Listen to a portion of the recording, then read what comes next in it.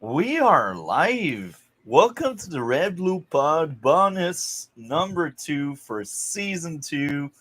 So, yesterday we didn't add time to finish the movie tier list, and we didn't add time to talk about Evil Dead and DC because he has school. He needed to leave a bit earlier, so it wasn't part of the Gotham Knights and Superman and Lois discussion yesterday. So it's course corrected today. DC will be speaking about his take on both episodes after we are done with the movie tier list and the Evil Dead discussion. So, how are you, DC? Doing fine for the most part. This is good. Uh, we need more days like that, you know. Yeah. So, Cole said 1 second. So we will wait for him. In the meantime, I will screen share the tier list. Screen share.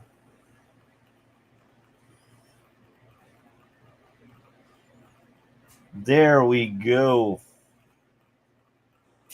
That was exactly where we left off with a lot of Rocky, Creed, and Fabulous Evil Dead, the best movie ever made. I'm sarcastic. I didn't like the movie.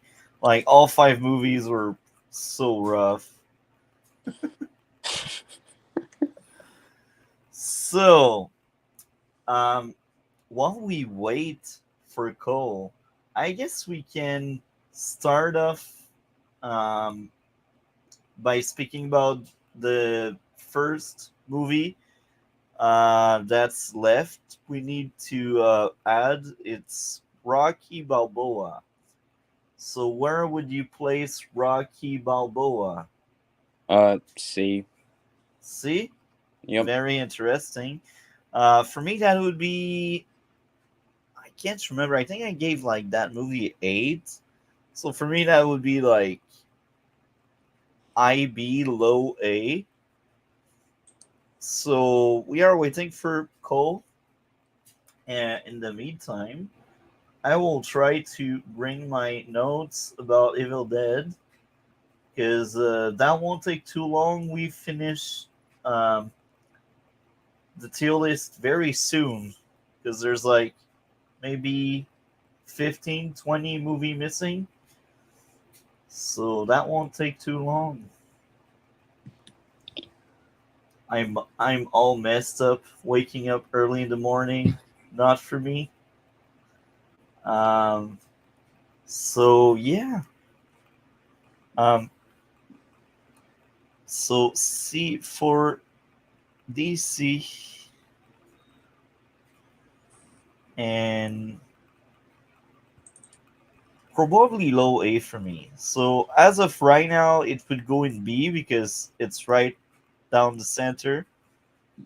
So Cole will basically place the final nail on the coffin, as we say. So probably something came up for Cole. So in the meantime, I will add your channel in the description below. I always forget. All Well, right. not always, but Yeah. sometimes I do. Yeah. Just saying, no. Cole said in the chat he's here. Oh, he's here. All right. Yep. There you are, Yeah, Cole. I've been Hi, man. backstage for 3 minutes. Backstage for 3 minutes. Oh my. Man, I'm all messed up. I'm not meant to wake up early, and because it was training day for me, I needed to wake up early, so I'm all messed up. So Ah, how shit. are you, DC? Go. Yeah, pretty good. And yeah, I also had to wake up early, so I'm also a bit messed up. But it's been a lot of days recently, so probably after this stream, I'm gonna like, I might have to do something with Joker. But then after that, I'm probably gonna like fall asleep and then wake up again at like around 11 and do some shit, and then pass out again at like around maybe like 4 a.m. I don't know. Yeah. Yeah. So you're doing Rocky Balboa. Yeah, I agree. See. Yeah. So that's Rocky Balboa, and right now I add a DC channel on the description below. So uh, I said A, like low A, and DC said um, C. So you're like the voice of reason here. Yeah. So basically, we would either do low B or high C. Low B or I C. What about like middle B? Because We could. We both gave, because then we both gave Women Talking a B. So and same thing with Curious Case of Benjamin Button, and then the others. Some of them gave like higher ratings too, or mixed ones, but more higher than lower, I believe. Like because I remember Alien versus Predator had one S, but then like two Ds or whatnot. So it depends. Do you think the one A versus the two Cs make it higher than two Bs? uh, I honestly think Rocky Balboa is so much better than Curious Case and Woman Talking. Oh, personally, I So like them it's more, but I do like it more than Alien 3 and Alien versus Predator. If we're going by the average, though, then I don't know. This is pretty tough. So, yeah, I mean, I I'm I fine with know that. I know DC likes a lot Alien 3. I think you liked it a lot, did you, DC? Yeah. I put it in Yeah. S. Yeah, so I think it's fair right there because I know DC liked Alien 3 more. Um, so I think it's fitting. That represents our idea very well. And man, that's generous. E for that movie. It's so generous. Well, So I mean, I do think it kind of, because it was a mess, but I think there are some qualities to it that weren't poorly done. Like, there were some good directed moments, some. Well, and by some I mean mainly one good performance. Uh, let's see, the costume design was kind of good. And okay, that's it. and that's it. Yeah, Next up, Fablemans. I don't think DC has seen that. Did No. you? No, I've not. yeah. Okay, so I remember this one. I gave a 9. What did you give that one, Cole? Gave it like around like a 7, I believe. So it was good. I just didn't really resonate with it. I thought it was a bit generic or like pretty unauthentic. A lot of moments, I don't know, and some like cheesy acting from like the mother character and others, but it was still really good. So yeah, I give it like around a 7 or something, or 6.5. So that would be like B for me. Yeah, B. Oh, B for you. So maybe IB, because for me that would be like low A. Okay, So yeah, I high B, I guess. Yeah. yeah IB. Um, I think it's fitting. It's higher than Alien versus Predator. Hmm. It's very fitting. Uh, what about you? Do you think it's fitting? It's above this. Cole. Yeah. Okay. The menu. I know for you it's a masterpiece. For me, it was like mediocre. That Wait. You was think it's a really. masterpiece for me? I thought that's what you said. Oh no, no. Trust me. For me, no, I thought it was a really good film. I don't think it's like a masterpiece or anything. I think it is a film that it's one of those films where I mean, yeah, it kind of plays it safe in a lot of areas, despite the premise. It's mainly like a crowd pleaser, something at least everybody will get something out of and some enjoyment out of. But it's not something, in my opinion, that's like exceptional over other films. Like every aspect of it, the acting, the cinematography, the production design, all that, the story, it's like, and the message is like good to me, but nothing above that. So for me, I gave like around like a 7.5. Uh, Oh, really? The yes, menu. yeah. So that would be around like a low A to high B. So what did you give it? I remember giving this 6.5 ish. Hmm. So I guess it can go So, in like B. yeah, low B. Like Yeah, it would Football probably team. be above Women Talking. That's Yeah, about it, though. and maybe Curious Case Yeah, or not. probably. Yeah. I mean, for me, I think it's a better film than both of those, but Yeah, I'm on board with you. Uh, my enjoyment was lesser, but I do think it was a better movie overall. Um, Avatar: The Way of Water, a masterpiece, right? uh, yeah, yeah, some Best movie of the year. good aspects here and there, I guess you could say, with like the visuals, sure, the production design, sure. It did have some nice throwbacks and really like revisited the universe. It was kind of feel good, and I do love the underwater stuff. And I think some of the CGI performances with some of the characters were insanely well done, mainly Zoe Saldana's. But yeah, this was the villain. I'm kind of sad they brought him back because he sucked in the first film, in my opinion. And I think yeah, I really think it's just stupid, but because it's going to be like the same thing in every film. In the next one, they're just going to visit the fire tribe now, and then the villain's going to fight them again, and then it's going to return. They're going to visit the whatever tribe, the fucking They'll go on Earth, bro. It'll be Avatar on Earth. You'll be like, oh, great, we see Earth now after like 4 movies, and it's Avatar on Earth yeah. because we ran out Honestly, of ideas. I think by the end of it, like however many they make, they're making at least 5 to 6. I think by the end of it, the villain like won't die or anything. They might have like a bigger showdown by the end of it, like in the second battle. But I don't think the villain will.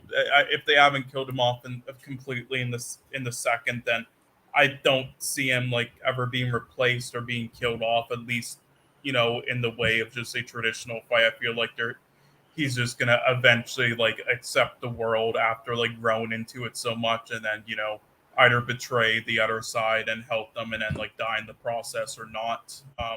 That's my fucking prediction with the this franchise. But anyway, yeah. So this film, again, good aspects, but because of the fucking lackluster story, just like the first, for me, it's like a, a generous C.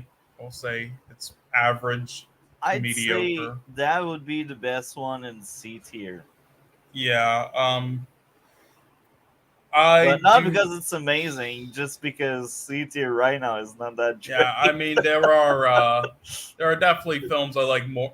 I'll say I like it more than Elvis, Sin City 2, and Alien versus Predator, but I do like the others more. But I'll agree if you can put it at top of C.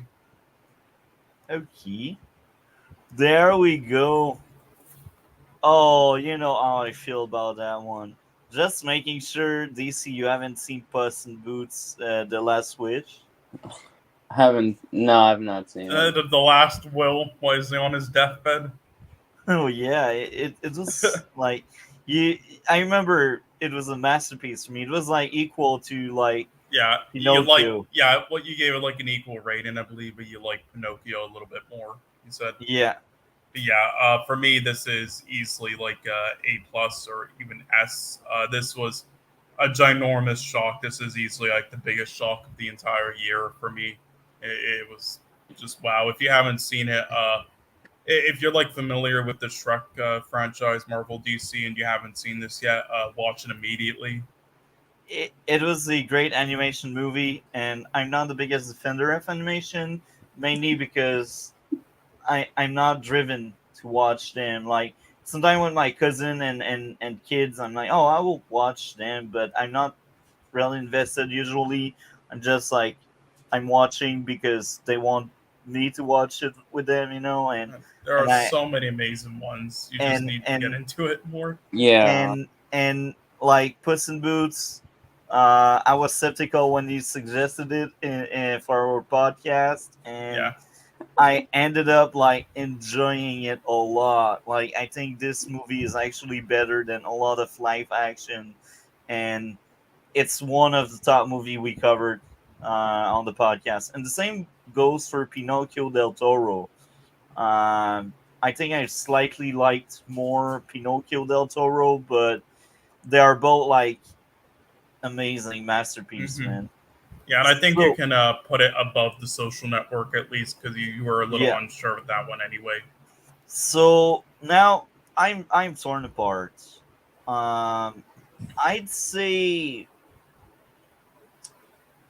I'd say V for Vendetta is a lesser movie. I think I gave 9.5 ish, and Puss in Boots I think I gave 9.7. So I'd say maybe Puss in Boot would be higher than V for Vendetta, but V for Yeah. Vendetta, man.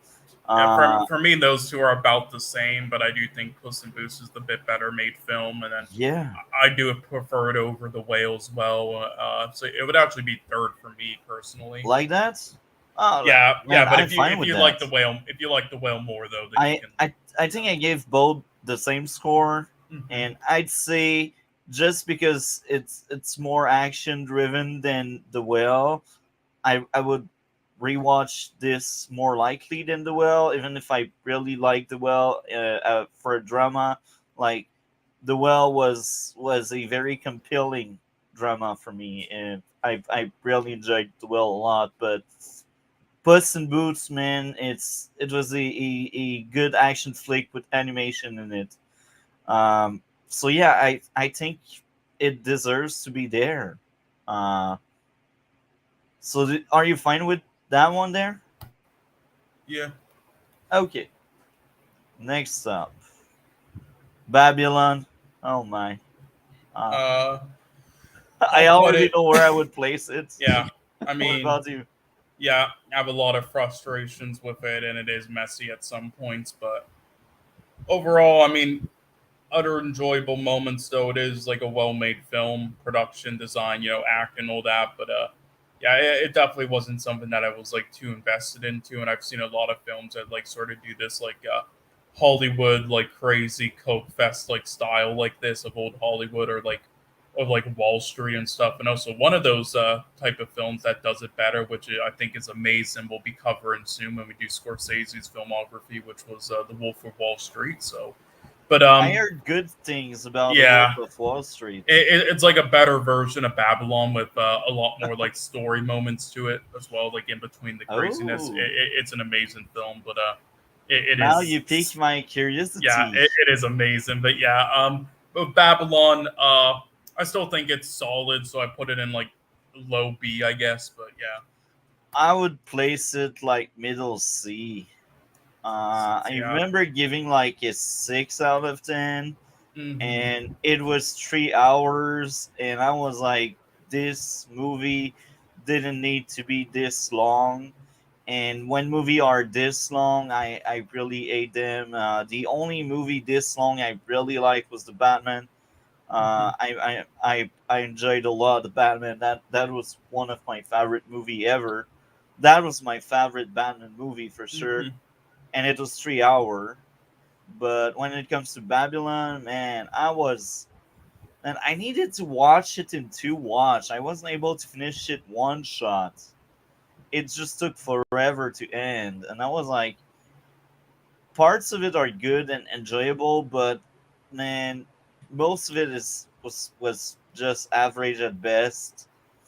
So you say low B, I'd say like middle C. So maybe higher than Avatar, maybe like top C.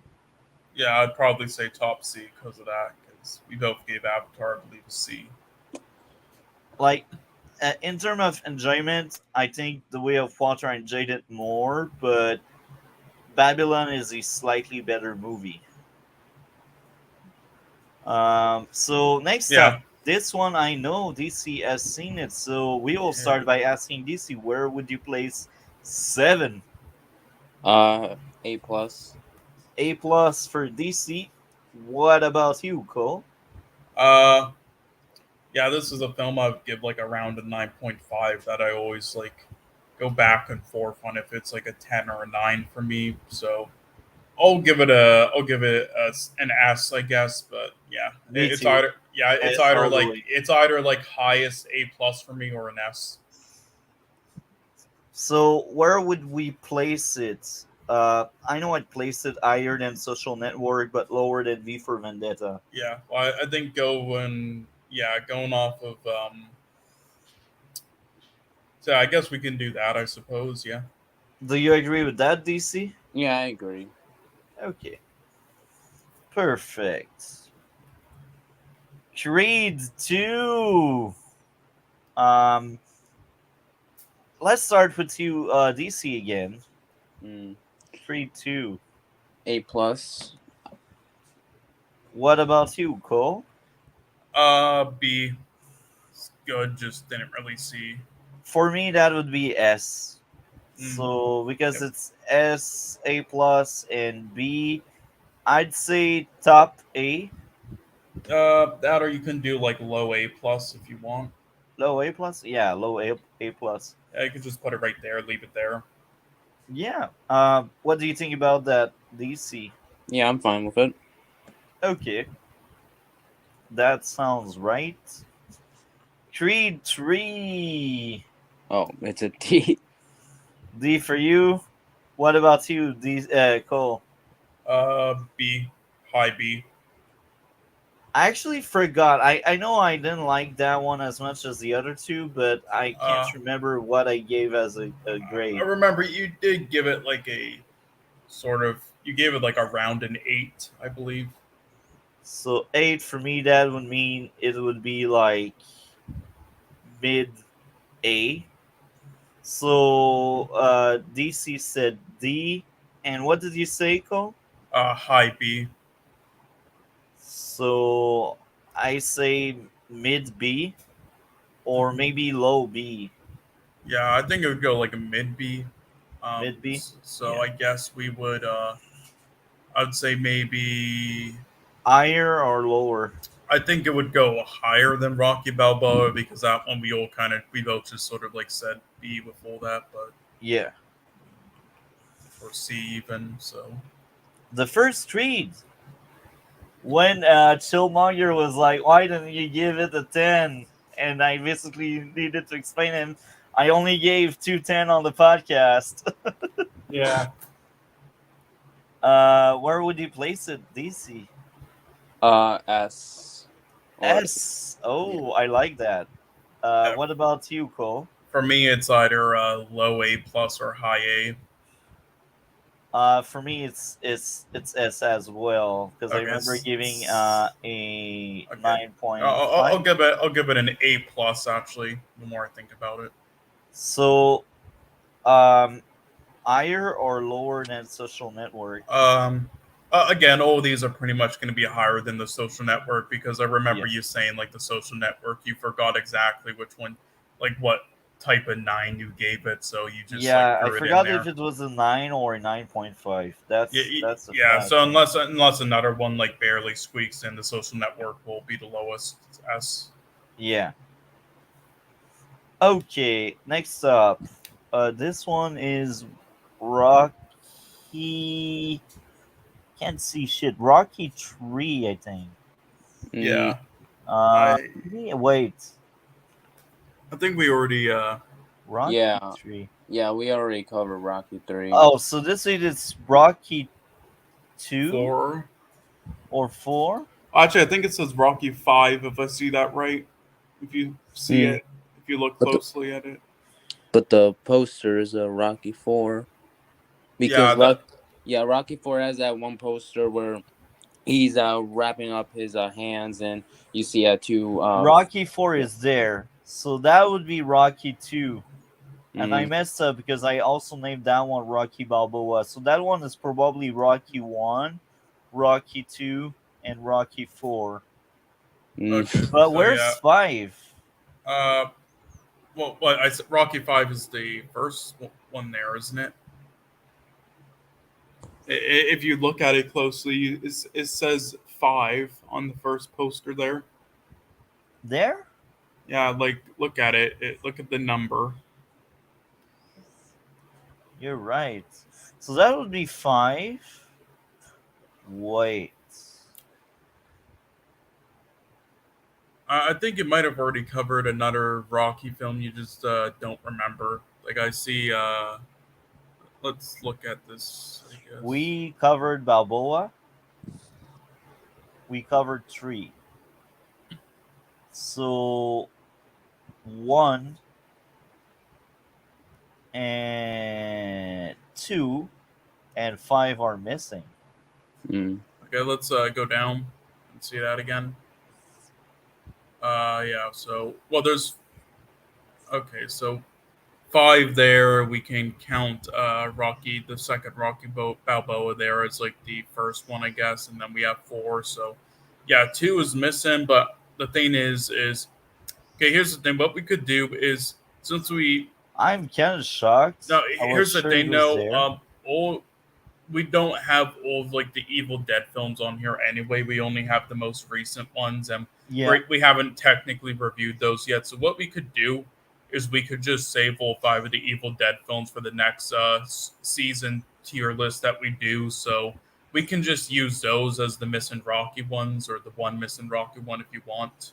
Or if you want, because we know Marvel DC has seen the first Evil yeah, Dead, but no others, we can use Evil Dead yeah, 2013 as that, and then Evil Dead Rise as Rocky 2.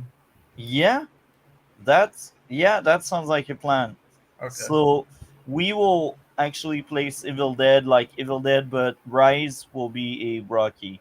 Yeah. So Balboa would be 1, Rise would be 2, the 5. weird one would be 5 and 4. Yeah. So 5. Where guys would place Uh, Rocky 5? F for me. Actually, not F. Sorry. I'd give it like a. I was too busy thinking of like the other tier list we did, where it just one of the tiers, the bottom tier was just bad, so I immediately just said F the bottom one. But no, I don't think it's like a 1 out of 10 or anything. I do think it's a bad film though. I'll give it like a D. It's around like a 3 to 4. What about you, DC? Same, like an D. And I was saying it was average. So for me, that would be like a low, actually a low B for me. So Yeah. that means ID. So yeah, D, because both of you are D. Yeah. So there we go. I mean, you could get away with put it in like the lowest C, but I say we should leave it at it anyway, so we have Yeah, one in D. yeah. So Rocky 2, where that one uh, is going. I'll put it in A+. A plus. What about you, DC? I'd put it in a S tier. And I think I'd put it in S tier as Mhm. well. So there we go. Uh, Rocky 1, A+. A Yeah, plus, yeah, A same. plus for you as Yeah, well. So because I'm more in the B, I'd say that would be the lowest A plus or the ISA. Yeah, either highest A or lowest A+. Lowest A plus. There we go. Okay. Shazam 3 of the God. Have you seen it, DC? nope. Okay.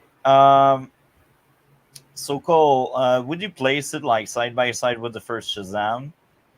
Um, I do prefer the first Shazam definitely a bit more, but with yeah, for Shazam Fury of the Gods, yeah, I really enjoyed it as well. I'd give it like around like a low 7, which for me is a great, or a high 6 out of 10, which is very good. So it's between a B or an A for me. But here, since I'm so fucking confused by why this fucking film has low ratings online by people, this is the first time ever with a comic book film where I don't get it. Fuck all those people. I'm putting an A. Let's just do that. Okay. I'm on board with you. So I would put the first Shazam higher personally, higher? but Okay. yeah. I thought I liked slightly more Three of the Gods, but they were both the same score, and that wasn't that huge of a difference. Like I'm sure if I would rewatch both right now, I would maybe swap both of them because I really like them like equally, and it's hilarious because they both have kind of the same issues. So that was like copy paste movie and just change a few things so it doesn't look like a copy paste, and it's fine because the first one was very enjoyable. So, uh, next up, Alien 2. S. S for DC. What about you, Cole? Uh, for aliens, uh, yeah, for me, still really enjoyed it, but yeah, rewatching it, there's a lot of stuff that didn't really hold up as well for me, but it would be around like a high 8 still, or like a low 9. Um, so I'll put in like a high A. IA. It's hilarious because I can't remember the score I gave to that one. I believe that was the one you liked the most. You gave like Yeah, the this I first. remember. I remember liking that one the Yeah, most I believe because you of gave it like trauma. around a 9 or like an 8.5 or something. So for me, that would be A plus. DC has said S, you said A, and I said A plus. Fun fact: I think it'll end up in A plus. Where? That's the question we will ask to the both of you. Mm, Where in A plus? Hmm. So I'd say higher than Rocky One. I would personally, yeah, if I'm going off of deciding where it's ahead of other films until I see one where I don't think it's better, then I would stop. I would put it above All Quiet on the Western Front and then stop there. But in general, though, just based on like the average ratings from us, I would probably put it above either Creed 2 or Rocky 3 and then stop there. What about you, DC? Hmm. Same place as Cole. Okay, that sounds fair. Higher than All Quiet on Western Front. I know I like more All Quiet in the Western Front because I do remember All Quiet. Yeah, I Uh, mean, you can but put it behind All Quiet. That's like fine. that, Yeah. that sounds fair. Uki, the masterpiece, Alien Resurrection, Oh, best movie ever nice. made. Yes. I know I would place that one to E for Echo. Yeah. What about Um. you, DC? I'd put in C. And what about you, Cole? Uh. I'll put in F. So that would be Lodi or I Echo. Mm. Hmm.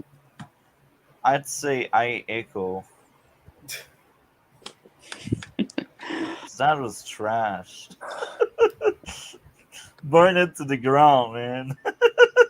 You know, you need to like screenshot this later, and then like send it to somebody who's really big fan of Black Panther 2.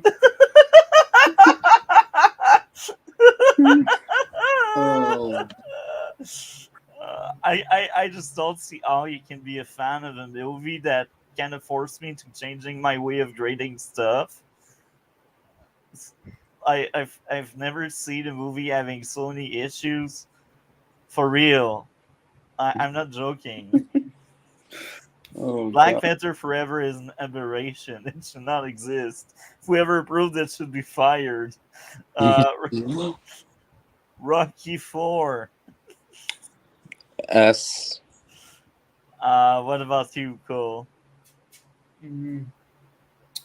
Do like a low A to high B. Me too, low A. So because he is a S, I guess we will go IA. Yeah, we can All we I. can Predate Iron and Predator or yeah. I mean, up lower? to Marvel. Hmm. I guess higher. Higher. Okay, there we go. These movies are cute. Rock Bottom, Black Panther, Troll 2, Mhm. very fitting.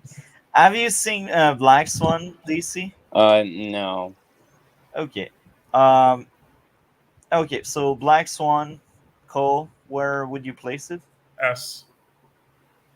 Oh, very cool. I think I remember giving 8 or 9. Yeah, I can't, you gave it around a 9 to 9.5.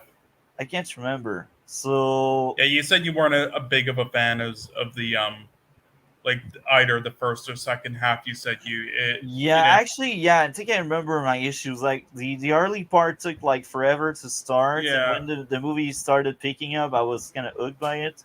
yeah. So So I'd say A plus, A yeah, plus, or lower than Social yeah. Network. I mean, we can You put know it lower what? than Social Network if I you want. I think it would be lower than everything because we are not exactly on the same page on that one. Yeah. That sounds fine.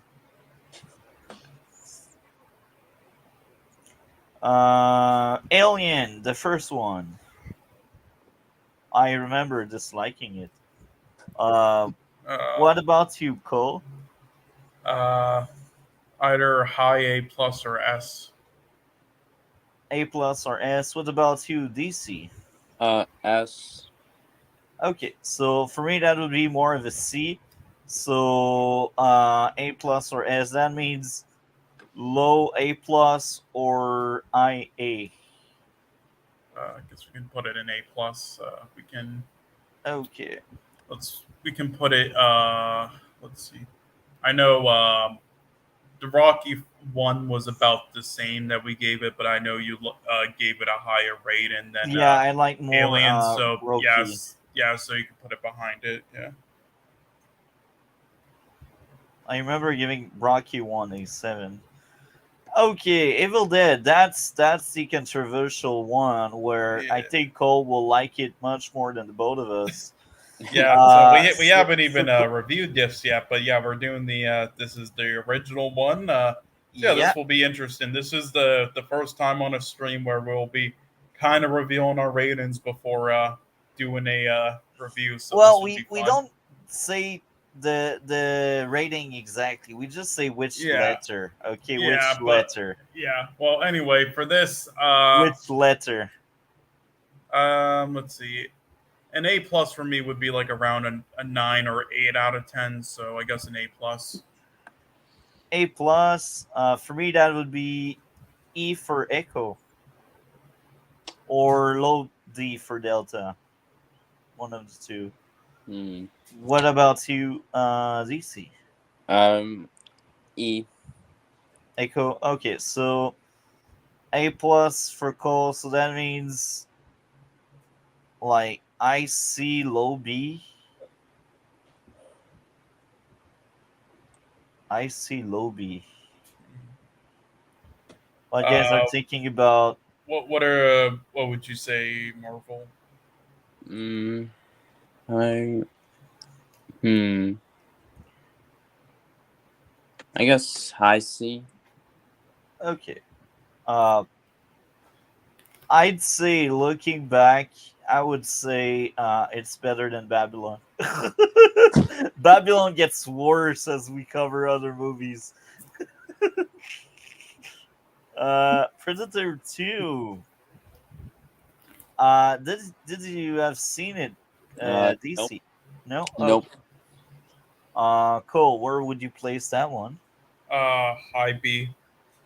And for me, that would be like IA. So I guess middle A. Yeah. Uh, Say higher above or citizen. low? Yeah, above. Like that? I'd say it would probably go like maybe. I think we gave the Shazam ones a bit higher, so it'd be above Tar. Yeah. And Zodiac. Have you seen that, DC? Nope. Okay. So Cole, where would you place that one? A plus. I think me too. I remember giving like 9.5 at minimum.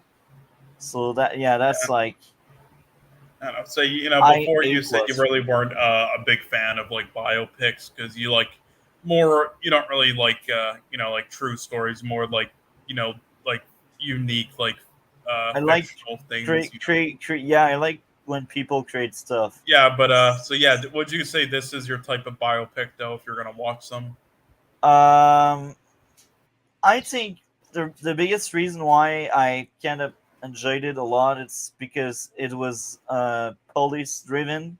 It was like trailer driven, and that's why I kind of latched onto it. I like crime drama and stuff like that, and it was very believable. So I'd say that's my kind of biopic, but only because really it resonated with me with the cop stuff and the writing because that was very believable. So yeah, like these factor really factors in. Um, if that wasn't a cop thing where you try to resolve the case, maybe I wouldn't have liked it as much. I don't know. Do you think it's at the right place or we should move it around? I think it definitely has a higher overall rating than let's see. I think it actually goes above the girl with the dragon tattoo, if I remember. Yeah, for me, But yeah, I yeah, think it's clearly better for after me. that, I think it's a good. Yeah. Um, so that's the list, and it's hilarious because we just got like four movies that are under C. And I'd say, looking back, I think I would place 28 weeks over here instead. What do you think about that, Cole? Yeah, I'm cool with that. Um, I'd also say maybe we could move that one so they don't feel lonely there. Yeah, I mean the thing is, we both gave it an F, but I mean, DC as giving a S. yeah, so that's the thing. But also, yeah, that would be really nice because it would be funny to put Black Panther in F. But Yeah. Oh yeah. We do that. We do that. We do yeah, that. okay, let's just I gave it a D and you gave it an F, so realistically it would be an E. But you know what? Let's keep it like that. So just so everybody can get pissed off. That was a shit movie. If you liked it, you lost your sense of taste. Um. Yeah, So you probably was just I'm sorry. The entire film was literally just like, please like this film or else you're disrespecting Chadwick. like Like this movie or you're racist. they Like literally this made the movie or you're entire racist. the entire fucking Marvel intro that they do at the beginning was literally just a bunch of scenes of Chadwick. They did that. It's like this is what the entire film is. It's just a fucking Chadwick fucking funeral service. Or it's like, hey, you better like this film, or you're gonna you're disrespecting him. You're gonna piss on his grave, really. So Yeah. because we placed everything, I will say something here. Do guys think S is overcrowded? S is like top tier. Like if someone asks us like which movie they'd like to see, but they don't have time to watch like 8 movies, uh, is it too many, or we can? Well, I get, but I usually, yeah, S is usually like for me, like really rare for films. It is top tier, but again, a lot of people don't think of it the same way.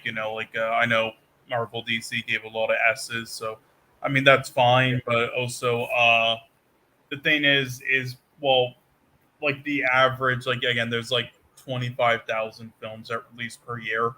So going off of that average, there's maybe like around like 8, 10 out of 10s, 10 maybe, 10 out of 10s per year. But the thing is on this stream, I mean, not all the time, of course, but we do watch a lot of the better ones, not a lot of those like Yeah. middle of the pack mediocre ones. So because of that, you know there's more of a chance for us, in this percentage to get a lot of tens because or not 9.5s because of that. Yeah, like a perfect clue is how low is the movie count in like under C. Because I think C is like passing grade. For me, it's mediocre at Yeah, best, but it's yeah. still It's passing like trust grade. me, there's loads of fucking like Yeah, D, E's, and F's per year, but it's just on this stream we we focus on don't mainly need to the good watch all ones. of them. Yeah, We can watch a few like Wakanda Forever, but yeah. we don't need to We watch mainly every watch single them one. if we're doing like projects and they're a part of it, or if we want to watch something that's like so bad it's funny. Like So bad it's funny. yeah, like Troll 2. Yeah. So Cole, basically, what are your recap? Do you think we got too many or just enough in S? For me, I would only have like around maybe I would maybe I mean again for my personal taste, I'd maybe not have like the Rocky or Creed film, or maybe even like seven as like the highest A. But that's just me personally. But when it comes to but then again, there's others that I could have in there as well, like Citizen Kane or Everything Everywhere all at Once. So Yeah. I mean The it. question was more like, are we dropping, like, they keep the same placement in Yeah, terms of yeah, how yeah. good they are, but we would drop a few of them Yeah, there, no, so I think it's it's not overcrowded. I But mean, that's just the I instinct. think it's about like fine because of everything we said. But if you do Okay. want to like shorten it to make it feel like more of like a prestige thing, then I would say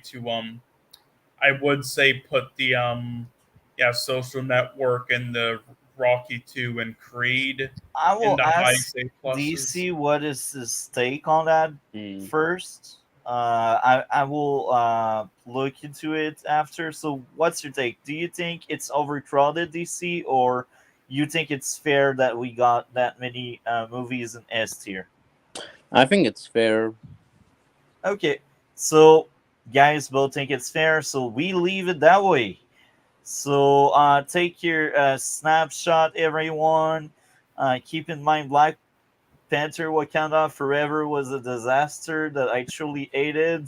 That's why it's that low. But outside of that, man, that was the tier list for season two. Screenshot, man. We need these screenshots. Tell them, man. Don't be manipulative when you make movie. Yeah. Okay. Let's end that screen share, and I will mark down the timestamp 47. This marks the end movie tier list. So, Evil Dead. DC has only seen the first one, but yesterday when we talked, he didn't mind to get spoiler for the others because he didn't really enjoy the first movie. Am I right to say that, DC? Yeah. Yeah. I didn't like the first one. Not even the second one either. So I'm fine with spoilers for all of them. Okay, well, that's great to hear. So, we shall start with Evil Dead number one. I guess we can right away like dive deep into it with our issues. And Cole, before we do that, do you have any like behind the scenes stuff and stuff you'd like to share about the movie? Not really. Off the top of my head, I don't like know if I really remember too many, but mainly I told this story before. But yeah, this has happened before, like with George Lucas's original Star Wars films, but where basically he did something. So now the very original version of the films that were saw in theaters in like the 70s are kind of lost. Like the original cuts didn't have fucking Jabba the Hutt and A New Hope in it. It had something entirely different. So, and this was the same thing here. He did something really crazy and stupid with it. The director Sam Raimi, where now the very very original, like how it was seen in its form, is pretty much lost, and also you can't why the reason why it looks like quality wise still really outdated today. It just is despite other films, looking a bit better with its quality and 4K, being updated is because of what he did, which means that it can't be updated now. So that's great. Uh, but yeah, this is so yeah, don't be stupid like that, people. Uh, don't make stupid decisions. But yeah, this was a very low budget film. This was made for like 2.7 million and made back a lot of its money. Definitely made a lot of money. this was banned like in a lot of places in its time and Why? censored because it's because okay, again, Religious? watching it nowadays, you might not see like anything too wrong with it, but for its time, the gore and the graphic content in this was pretty revolutionary. This was really graphic for its time, Well, and there was the grape scene. Yeah, That grape was kind of rough, and that is yeah, like a trope that came back in almost every movie except the last one, because the last one was written by a woman, I guess. Not quite sure, maybe I assume, but maybe that's the reason. yeah. So Actually, once we get into the last one, I really want to see like who wrote that. yeah, we'll see, but yeah, uh, I mean, yeah, that is an infamous scene though. Yeah, like the yeah. fucking tree scene there. But yeah, that was the main thing that got him into hot water at the time. But yeah, but there's some other behind the scenes stuff, but nothing like that I wrote down or off the top of my head. So nothing really like that today. But yeah, I will say this was the film that the first one I believe Sam Raimi did, and the one that got it is popularity basically, which then same director who did all those other films like the Spider-Man films, Drag Me to Hell, Dark Yeah. Man, The Quick and the Dead, etc., which are films that we might watch as well. The We'll see. Spider-Mans, we will clearly do it at some point because it's comic book related. Yeah. And once we are kind of done with DC, we will move on to Marvel. And actually, once we are done with the TV shows DC did, we will actually cover a lot of live action Marvel stuff before we Oh go yeah. back to the DC movies and stuff.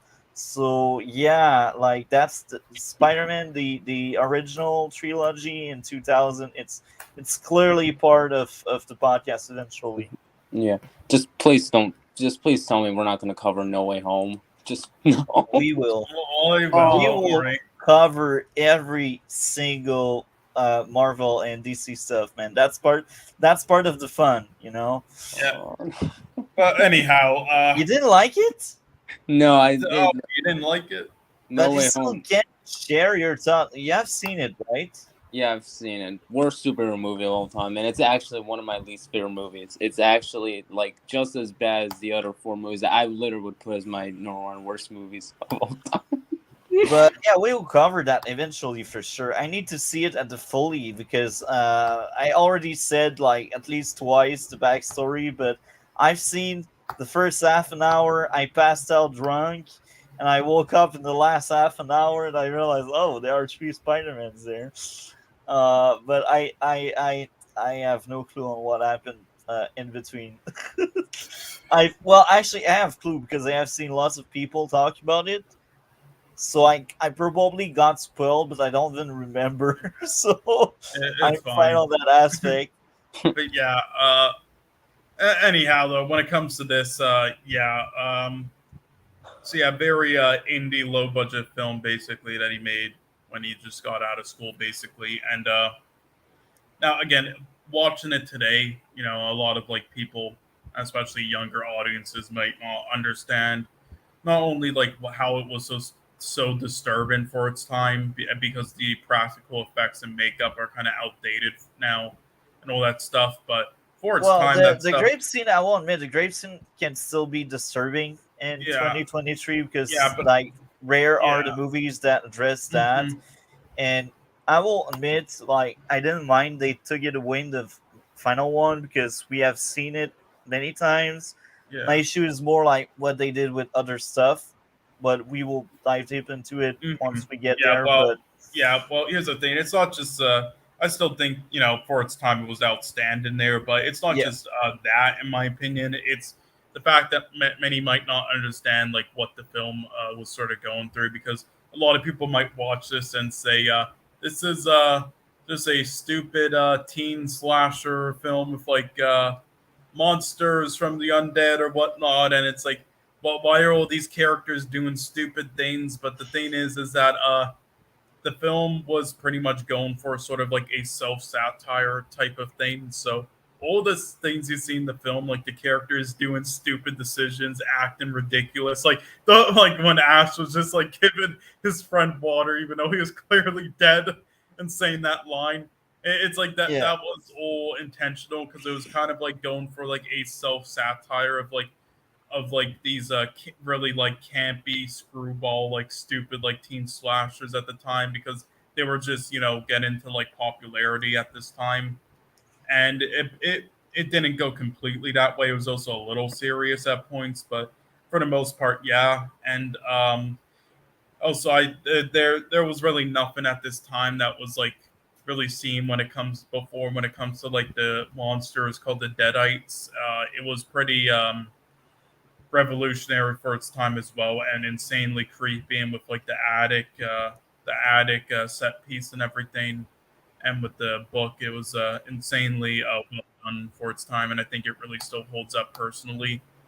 And I think the main character is really compelling personally. I think the music and the camera work is all fantastic and really sets this creepy tone and atmosphere to it all.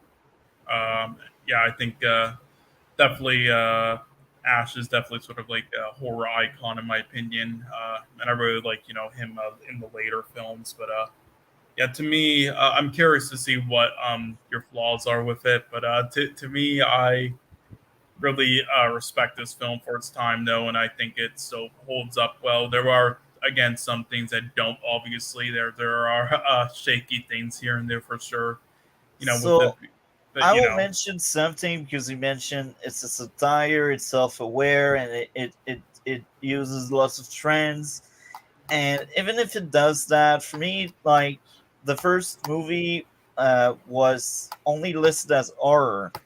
It wasn't listed as comedy. The second one yeah. was. Yeah, So it's I because was in that one it wasn't as self aware. In the second one, they went completely embracing it, as you yeah. probably saw. Yeah, so I give more of a chance with the second one because it was listed as a comedy. But then there was also the downside of sometimes I just didn't find that funny, and it was a comedy, so I took out points, for example, for that. So it's like a double-edged sword. If you pretend to be a comedy, like be funny, She-Hulk, She-Hulk. Yeah, We need to drop yeah. that one there. Well, Uh, in my opinion, I don't know if it was really going for like the laugh out loud comedy style, more so just like the goofiness of it all, where you're just like, what the fuck is going on? yeah. So another reason why I got tired fast of the horror genre when it's not like psychological and stuff, it's because character keep doing stupid shit. Yeah. And I'm like, I've already seen that going on in the past. I see that again. Granted, this movie was older, so it's probably the first one that did that. But regardless, I've seen that too many times, and this bothers me. That's why the horror genre for me is a tricky one, where you can have great movie like Get Out and bad movie like Evil Dead. I will roast the shit out of it. Sorry, Cole. Um, so yeah, I misheard you there. What were you saying? I know Oh, you did understood. Did you? Yeah, Are you joking? Are oh you no, joking? I misheard the last part you said after you said sorry, but I'm gonna roast it. Yeah, the first part was like there are good horror movie like Get Out, and there are bad ones like Evil Dead. Ah, no, And I said I would be this is a sorry. great horror movie. Now, uh, again, yeah, characters do stupid things, but again, it's sort of like the point of Evil Dead, the goofiness of it all. So to me, it works well, and all the things that it like does was pretty revolutionary for its time. Outside of others like The Exorcist, but Oh my! I have seen at least one of these Exorcist thing there. That was trash. Wait, I hope you're not talking about the I 1970s don't one. know which one I've seen. I've seen that maybe like 12 years ago, 13 years ago. And because all the other ones they made after that are trash. Don't worry. Okay, so it's normal. Well, I well, thought well that but was trash, the besides one I've seen. besides one maybe the last exorcism that was all right. Okay.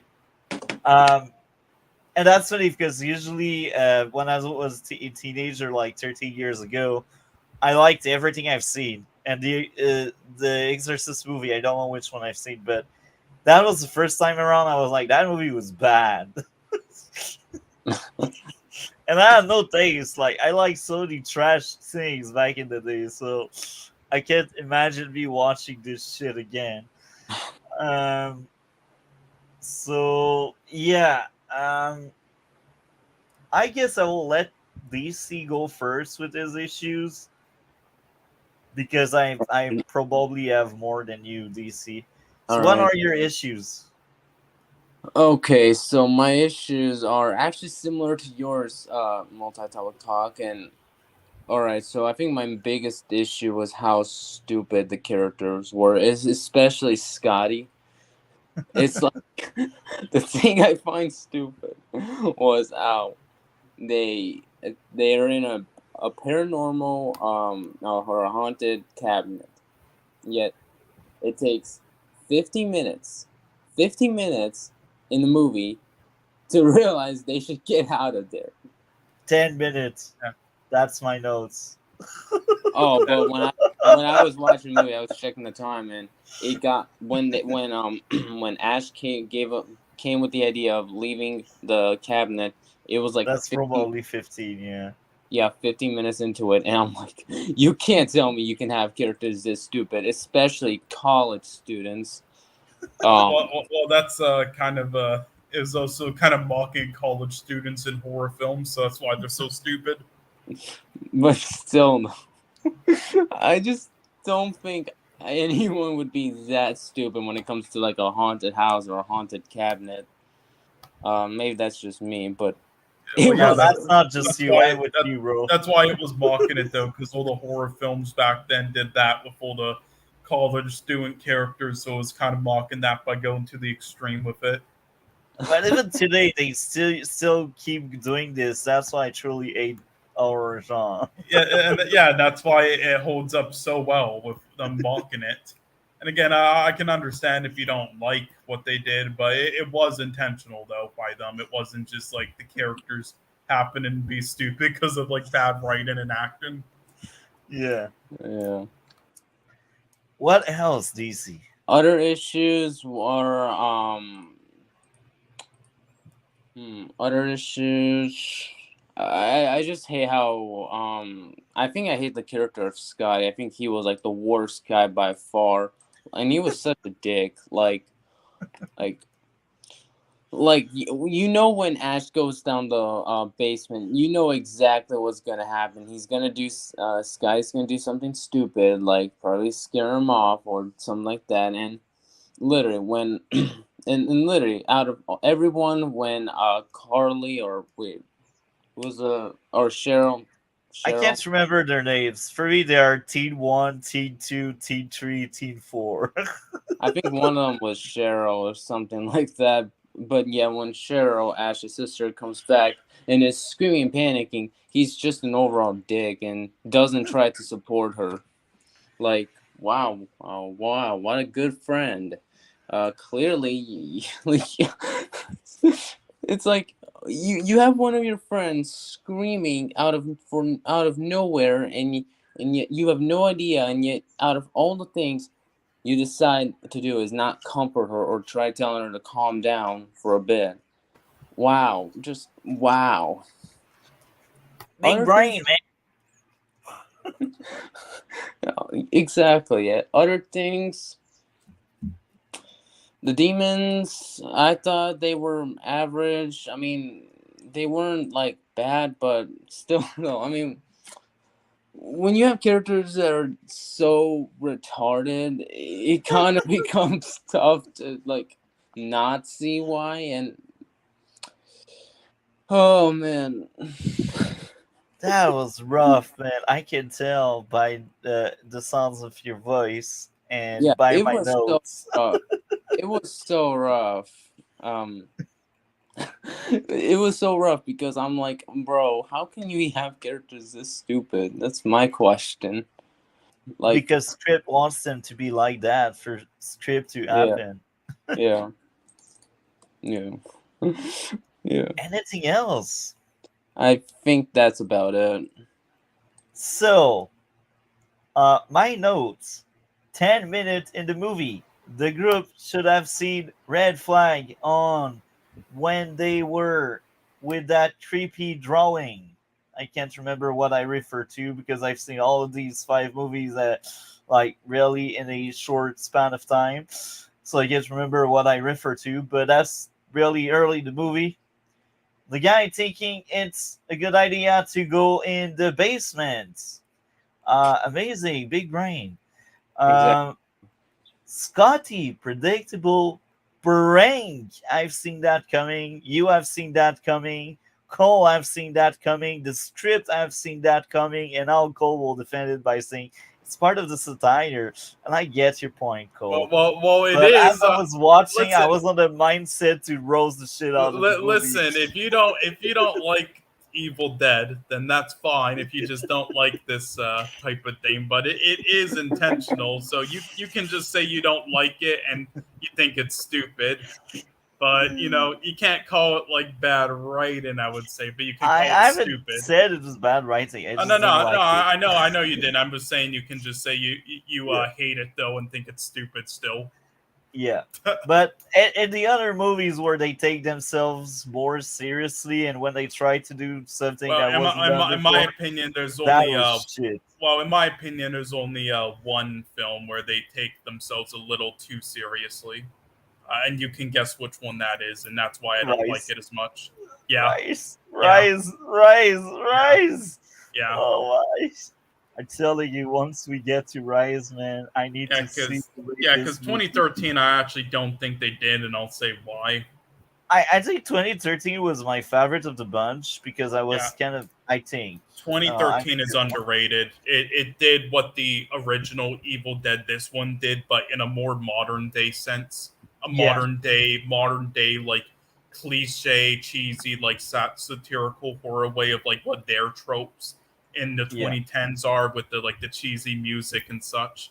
Because you Yeah. can see in like the characters and like the writing and stuff, they did the same sort of thing. Like when the one character was like at like fucking an hour and a half into the film after everything he saw. Maybe she just has a cold. Yeah. Yeah. So next up, uh, the girl thinking it's a good idea to go alone outside nighttime. Yeah, I was fantastic. What do you rolling mean? my eyes. What do you I mean? was That's like, what you should do. What are you this talking movie about? is a comedy. It's not a horror movie anymore. Hey, you got the message though. Yay! I don't know what you're talking about. That sounds like a fantastic idea. I would love to just go out alone in the middle of the night with a bunch of monsters. What are you talking the about? the family not listening to the victim. Uh, that was actually look. Other time, other way of uh, behaving. Um, that was truly a great scene, and the fact that the people they didn't believe her, I was kind of pissed at that.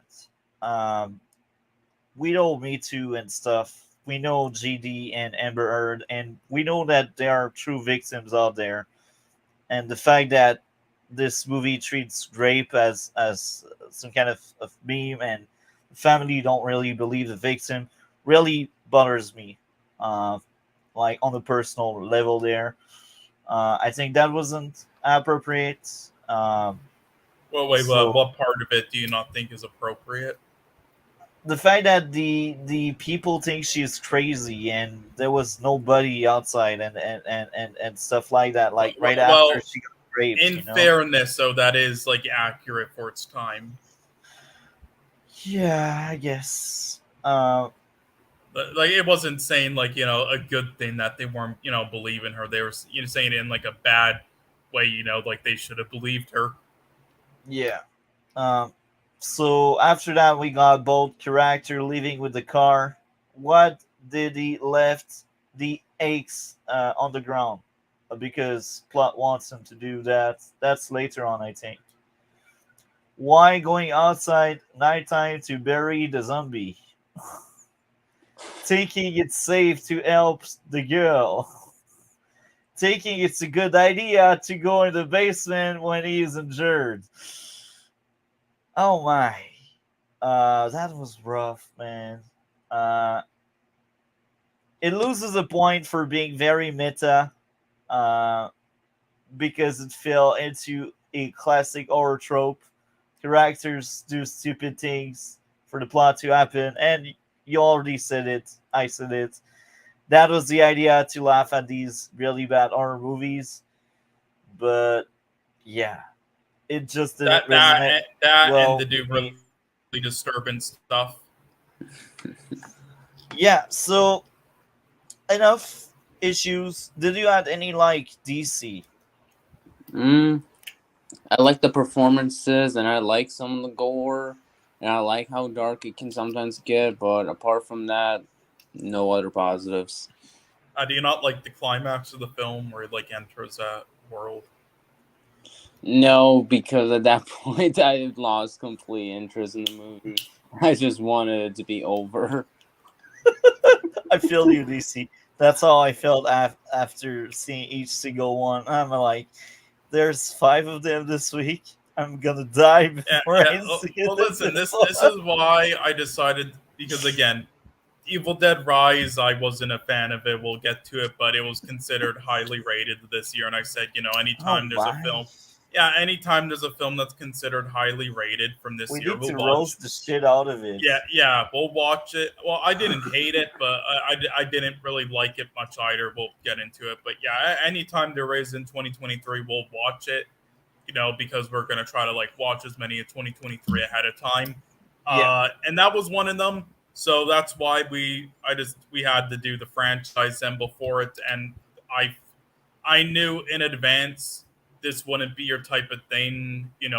Like you probably wouldn't like the horror or like satirical and comedy aspects of it, and probably like also not really understand, especially like what the first was going for. So because of that, I figured let's just do all 5 in the same week to get it over with instead of like dragging it out Yeah. across 5 weeks. Yeah. Well, you had a good idea. This week is rough. At least after that, we move on to more sunny topics. Yeah, Well, actually, next week is the one where he takes a break, though, right? Yeah. yeah, Oh, so you got more horror. Yay. Sort yeah. of. Sort of. They're not horror in this sense, though. They're more horror, I believe. Well, actually, 2 of them are the Guardians films, and then 3. We cover yes. all 3. Oh yeah, right. 3 of them are the Yeah. Guardians film. One of them is like a medieval film. One of them is the horror in the sense where you might like, and then Yeah. the other 2, oh well, the other 2 to 3 are left are then more of like psychological sci-fi horror as well. So you might like all of those maybe. And then we also have the fucking Luke Cage and Iron Fist. I can't wait Yeah. to. I can't wait to roast Iron Fist. I can't wait. Me too. And I will remind you that I did talk to Jaded. He told me is the times he will be available, so we will try to having on. And because of that, it's possible we may end up moving the podcast in the week. I don't know when exactly. Maybe it's still Tuesday. We will see. I will see with Jaded. I Yeah, will ask again, him. as long as it's in the same week, that's fine. Like, It's the same week. It's the same yeah, week. yeah. It's just I don't Again, know when exactly yet. as long as you remember, yeah. Again, as long as we like remember to Yeah. after Tuesday to start watching all the other ones for the next week instead of like forgetting because you're waiting until like a few days for it for Yeah. us to then finally do that week. Then it's fine. I mean, Fun fact: I will actually take some advance. I will really brush through like stuff for this week basically, and I will try my best to take advance for the following week. So yeah.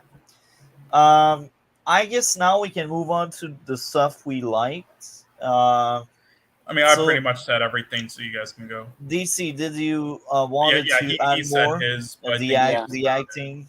yeah, I said mine. Yeah. Okay, you said yours. Okay, so the place looking like a haunted house. I like the set design. The girl getting out of control while she was drawing was cool. The camera taking the angle of demons watching the family was cool. The music, the bridge being destroyed. We don't really see the creature, which is cool. The suspense and tension feels real.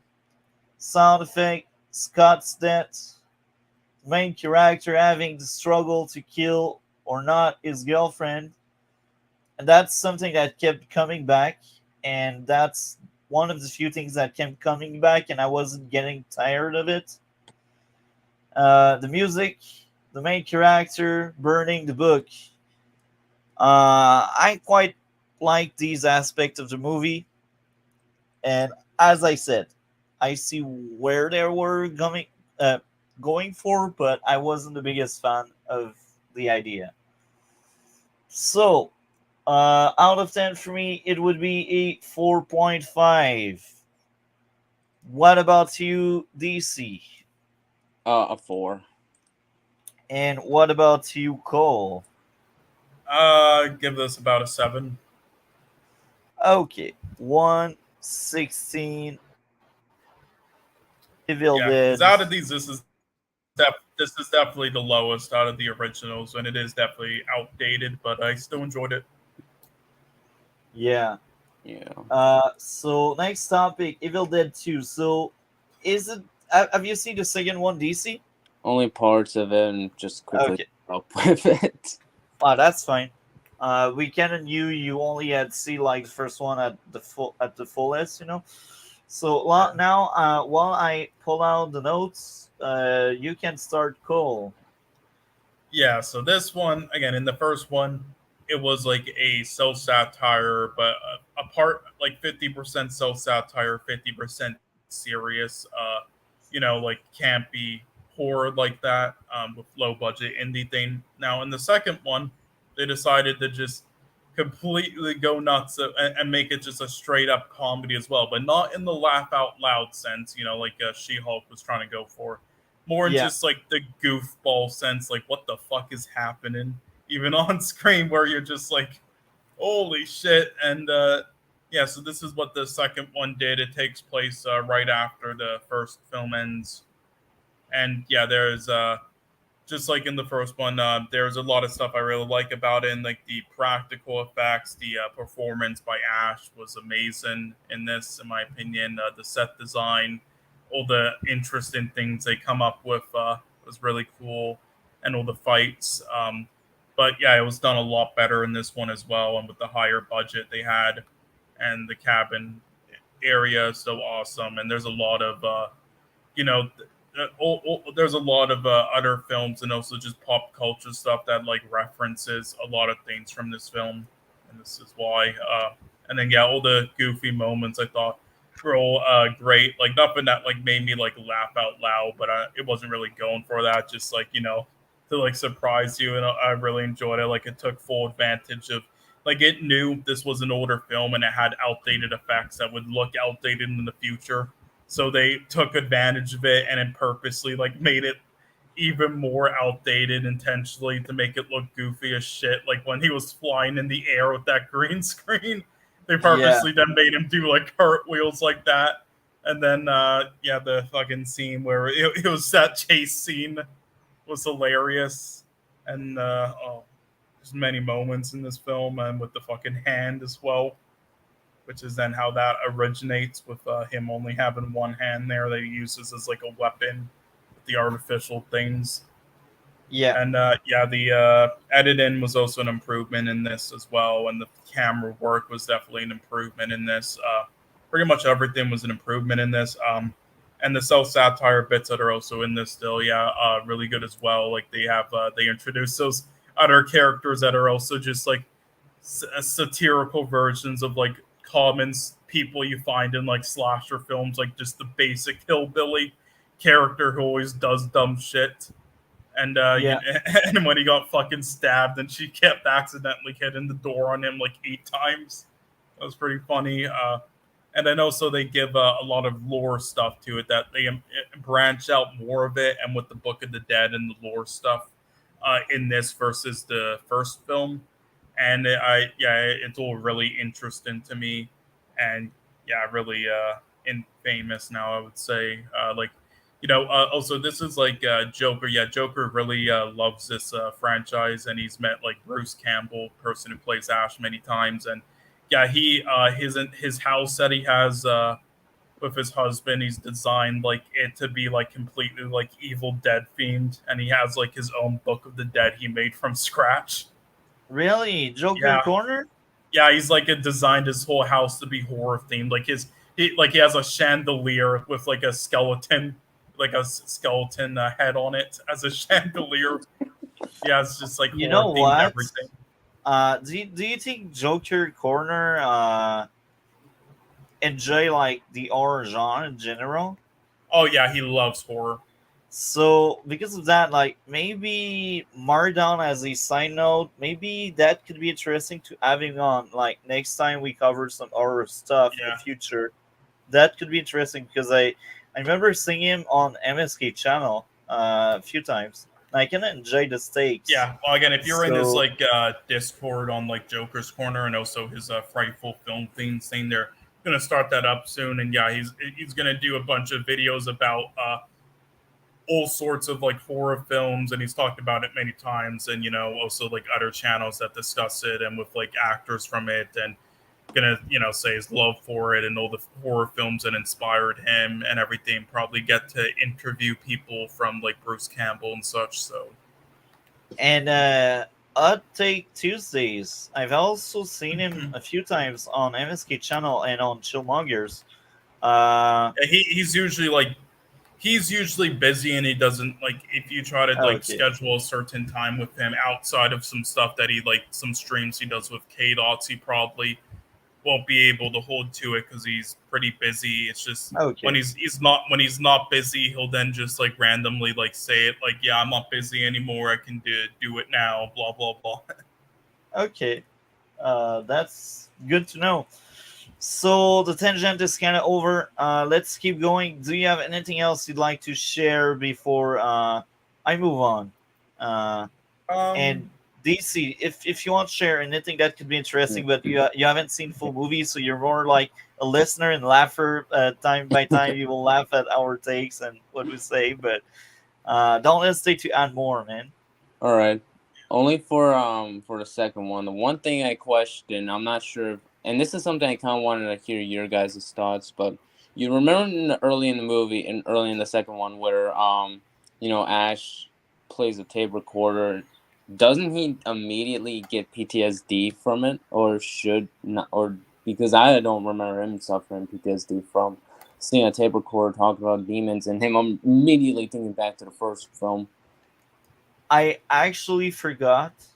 I had apathy with the second one. That's how bad that was. I Oh can't god! remember. All right. Cole, did he have PTSD? I believe, yeah, that, and seeing stuff, he was also like slightly like yeah, his mind was like possessed and stuff, and also his hands, so he kept seeing all those things, and they kept trying to take Mhm. over. That's why he kept going in and out there. But yeah, and also yeah, Yeah. this film is pretty much yeah, if it says yeah, Evil Dead 2 is considered one of the greatest horror films of all time, and has some of the most iconic and adrenaline infused pacing of any film in its genre. Incidentally, it's also, yeah, the greatest Bruce Campbell performance of all time.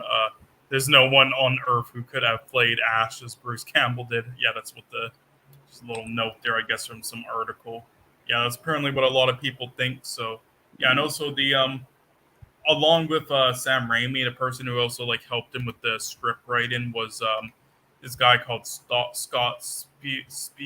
Spiegel, I believe his last name is pronounced, and yeah, which I'm pretty surprised with though, because if I look at his filmography outside of that, it isn't like the best looking. He's done a lot of sequels to stuff that were pretty bad, like from that probably not many people at all has even seen, like Hostel 2, From Dusk Till Dawn 2, uh, Intruder. So yeah, it hasn't really panned out for him after that. But yeah, You outside know, of the stuff that he does with us, outside of the stuff he does with Sam Raimi, at least. the backstory of me watching that is actually funny. So I've seen Evil Dead. After that, I was like, I kind of skipped the second one because I was like, I really want to see what's the third one about.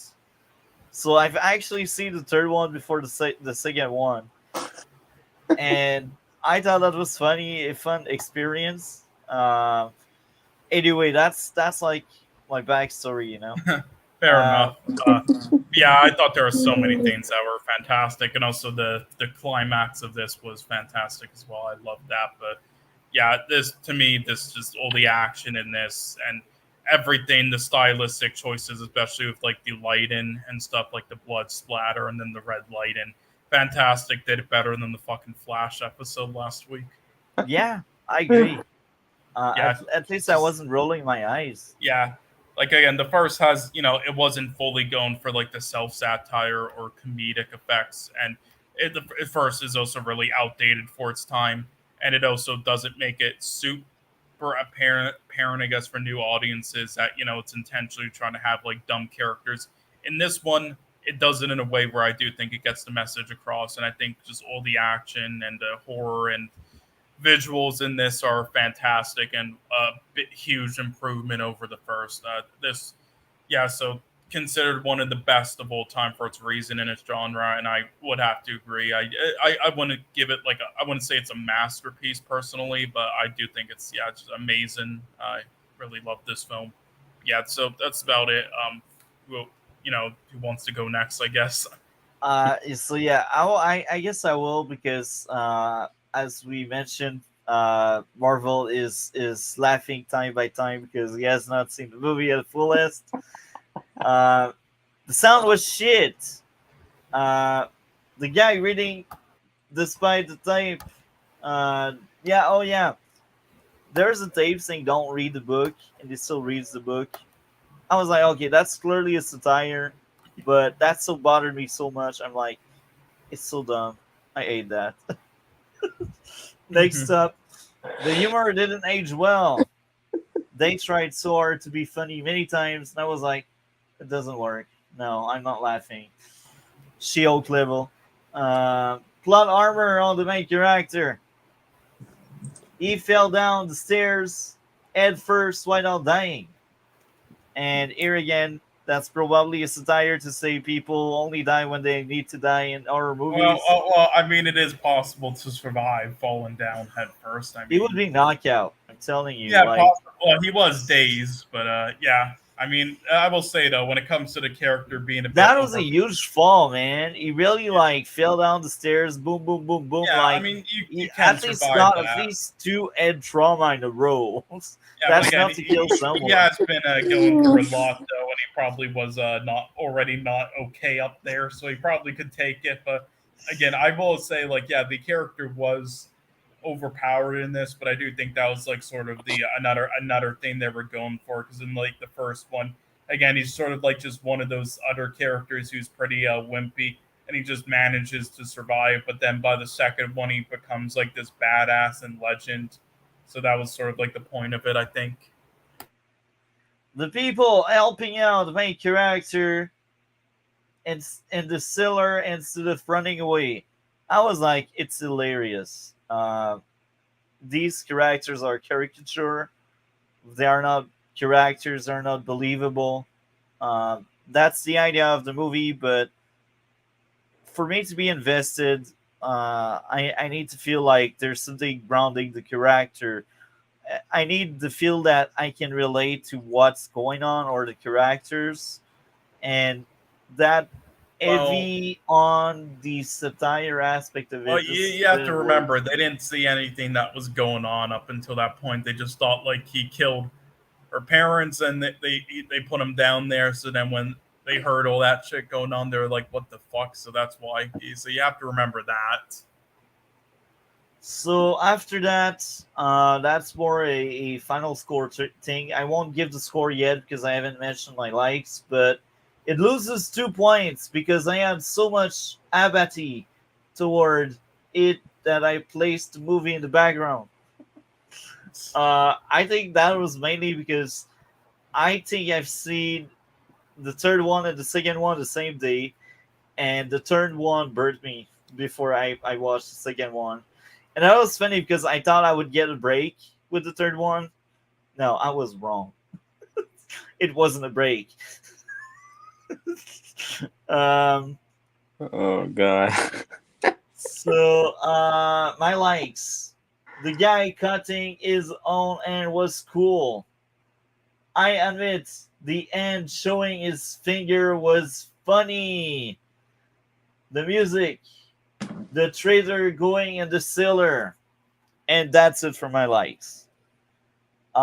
It could be worse. It could be better. For me, this is a 6 out of 10. What about you? Did you mean Marvel DC since he didn't really finish it? Just or me? Cole, because DC hasn't really finished it. Ah, for me, this you're gonna be mad at my rating. 10 out of 10. 9. Oh my. Yeah, yeah, Oh yeah. my. Well, I'm just saying. What? Hey, I mean, I listen. It's understandable if you're not a fan of this style and this franchise, but I mean, yeah, it has loads of fans, and the majority of people, love the this as well. So you just gotta remember that, Yeah. At the same time, though, most people also liked Black Panther: Wakanda Forever. So, Oh, I just don't get it. hey, Wakanda Forever did you is like such on it? an Did you awful like the movie. one-liners though? Did you like the one-liners in this film? No. Why? They were fantastic. You didn't like his iconic groovy line. No, I don't. I just don't. Like that's what pushed him and become like an icon. Pain and suffering is what describes what's going on the most. Yeah, it's just so I oh will say god. though, if you are such a like not big fan of this franchise, then I will say we don't have to watch that one TV show, but it was mainly for completion. But if you We don't, could watch it and maybe try to get Joker Corner on. okay, That yeah, yeah, could be because yeah, he's amazing. talked about it a lot. He really enjoys that. Um, the Can you send me the link of his Discord or Twitter account or Yeah, any way I yeah, I'll can send get you in touch with his Discord thing here. Like his Twitter accounts, I believe, but maybe, but I'm not that often on Twitter. yeah, Like the yeah, only that's three fair. person I talk to on Twitter is like you, Jaded, and Chillmonger. Okay, well, listen, his his names though, his usernames, I believe, will be like the same as on Oh, Twitter. I think I. Oh yeah, yeah, yeah, yeah, yeah, yeah, yeah, yeah, yeah. I remember. You know what? Yeah, I think I remember. So I joined the Discord. I will try to get in touch with him, and also you can also let him know like maybe he forgot about me because last time I was on MSK channel was almost a year ago now.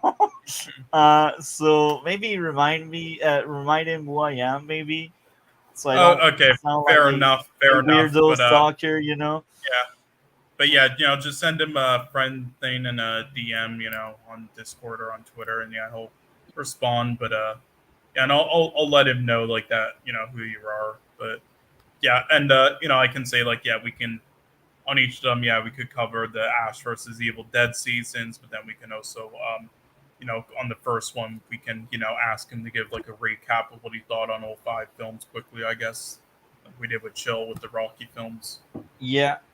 Um. So I will just do this so it creates space on Oh my yeah, Discord. and then we can have a longer one that time because I want to see his reaction to what you thought of the Evil Dead films because he really likes them. Uh, Yeah, well, that could still be interesting to have him on and speak about that.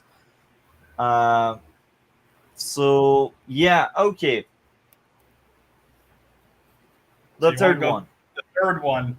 Yes. So I Oh gotta say, my, now I gotta say now. This is what I'm listen now. The first one they go for something, and then in the second one they go for something different, and then in the third one they go for something entirely different. And God, so we saw it at the end of the second, and I was just when I first saw that, I was like, "What the fuck is going on?" It's like, oh, it's like the thing they had in like the book. I was like, "Holy shit!" And then I watched the Army of Darkness, and I don't know what you thought about it. I will Multi-topic. say that that was better than the second one for sure, Yeah, I but will say it didn't fly high. I know for me, I really enjoyed it. And here's the thing with it back then, this is what you could get away with. You could do something like crazy like this, and audiences will give it a chance and be with you. If you try to do something like that, go out of the box that much today, most likely, It uh, will flop. audiences will not get it. They won't get it, and that's what I respect about it. And I think it's such a unique and such an interesting and crazy idea to do, and I think it works so well in my opinion. I don't like it as much as the second Evil Dead, but I really enjoyed it. So I will say that much. Like yeah, I just love all the action in it. I love all the character performances in it. Again, the comedy works better than the original Evil Dead in this one as well. The gore is fantastic. The filmmaking, editing, story, all great. Very intriguing, very funny at points as well. Yeah, there's really not really any flaws I have with this. Maybe only flaw would be maybe that I would have maybe enjoyed more of like if they went like even crazier at points with some of the medieval aspects to it. Like and also I was kind of hoping at as well like because I knew in this third one that they were gonna do this.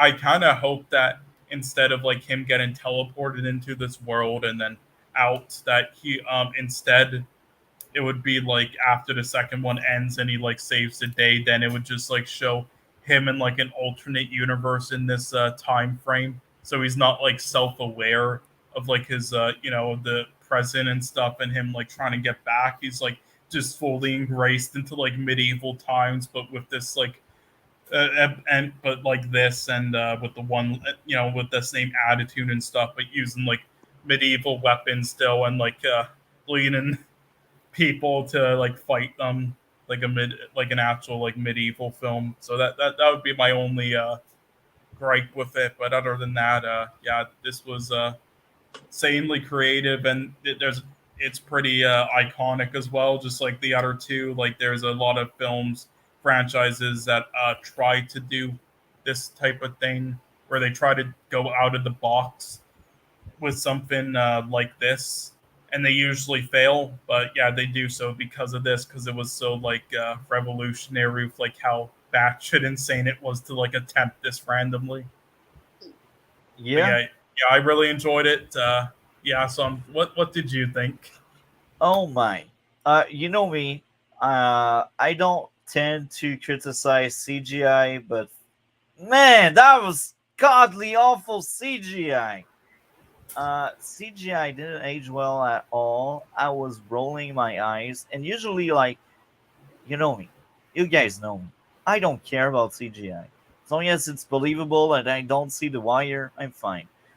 But CGI in this movie is terrible, and I don't know if it's in purpose or if It, it's just because well, it's an old movie. Well, it's partly on purpose and partly or not. Like, here's the thing: it is an old film, so that was their technology for the time. Like, if you watch something like the Mortal Kombat film, which I we don't might do mind. one day, the not the new one, the '90s one. it Every had. single one. If we cover one, we cover every single Oh my one. god! Even the TV show. I know a friend. He is hilarious. He likes to watch trash things, just to laugh at it and roast it. And he told me the Mortal Kombat TV show is the worst thing he has seen. So I doubt that. Annihilation is fucking horrendous in every sense of the word. yeah, Mortal Kombat, man. Yeah, Eventually, if we cover one, we cover them all. yeah. We honestly It's we like might do like Pokemon. yeah. I mean yeah, we might decide to try to do like some video game movies. I guess we'll see. But so it was the technology for its time, and also like years later still as well. But it also was intentional. So it was like just technology, but it was also intentional in the sense that they realized that's the technology they have at the time, and they can't do any better. So they decide to not. There's no point in like trying to like have it be serious because let's just look at it. So they're like, just go batshit insane with it and embrace itself, just like they did with the second. And in my opinion, it worked. But yeah, So what's hilarious? Right after the CGI didn't age well, I marked down the fake seems fake. So I really, really hated the CGI. Next up, the humor didn't age well. So this means they tried so hard to be funny, especially like the biggest example I can bring about that is the whole sequence in the house where all these minions they basically torture the guy in so many ways. Like he's burning his butt, he's hitting his head on everything and everywhere, and that sequence was so painfully awkward and bad. And I kind of feel like this is exactly what they wanted to do, but man, it just didn't work with me. Uh, I mean that's fine. It's subjective, so that's understandable. For me, it it worked though. I it enjoyed gave it.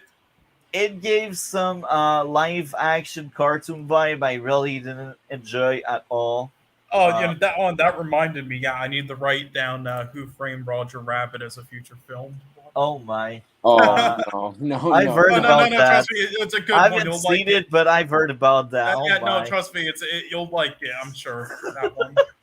oh, I Usually I probably. trust you and your taste, but I can tell this one is a meme.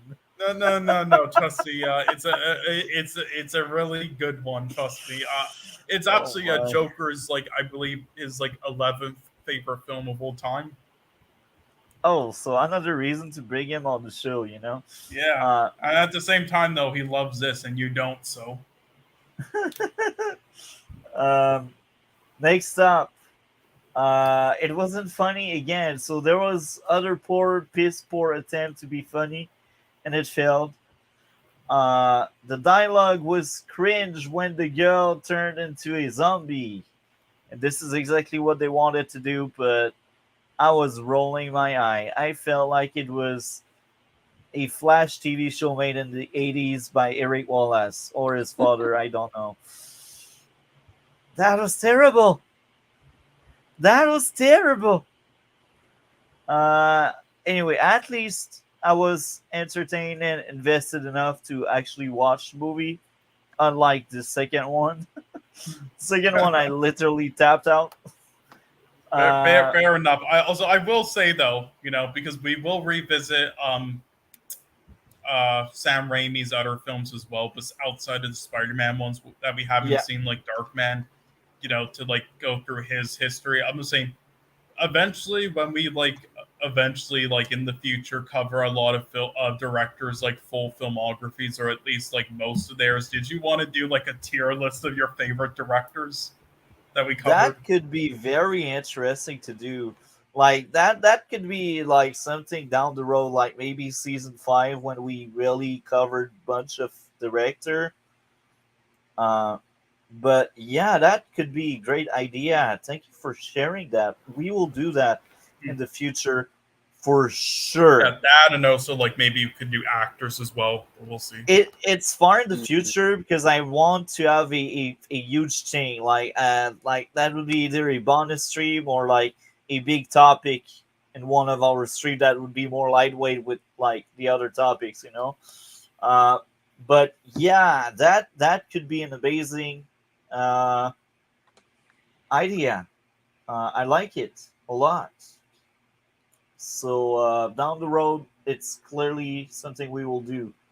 By the way, I didn't mention that in an hour and 45 minutes, but I like a lot your picture, Cole. That's like every week you bring interesting pictures, but that one is hilarious because he looks like he Ezra Miller, a Damn Miller. Yeah. Um, so I guess now I will address what I liked, and at least that time around, there's more stuff I liked and stuff I didn't like. Congrat, third movie. The fight versus the witch. That was early in the movie. I like that. The sound effects are fine. I will admit I did laugh when the main character buried the creature. Music was fine. The false prophet idea was cool. The big action sequence was cool. Final fight. Final punchline was predictable since he messed up the formula earlier, but that's fine. And there's a lot of apathy somewhere in the middle. Um, I also like the idea that at first he wanted to freaking get out, and then he realized he will let out people, and he changed his mind and he decided to stay. That was a very, very short character arc that lasted 3 minutes, but I'm fine because that movie was only an hour and a half. One good strength for these movies, they are short. So even if that was rough, they are short. My final grade for this one would be a 7 out of 10. So what about you, Cole? For me, this is around in. So I gave the original a 7 to 7.5, and I gave the second a 9. So this one I'll give around an 8 to 8.5. Okay, now next one, The Evil Dead, 2013. Now I will pull off my notes, but you can start off with that as I try to find my notes. Mhm.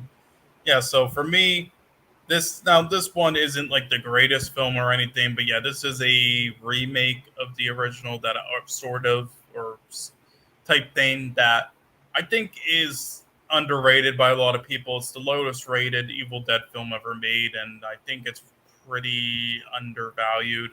I really enjoyed like the whole opening sequence. I think the premise of like them like going in there to get rid of like withdrawals was pretty interesting.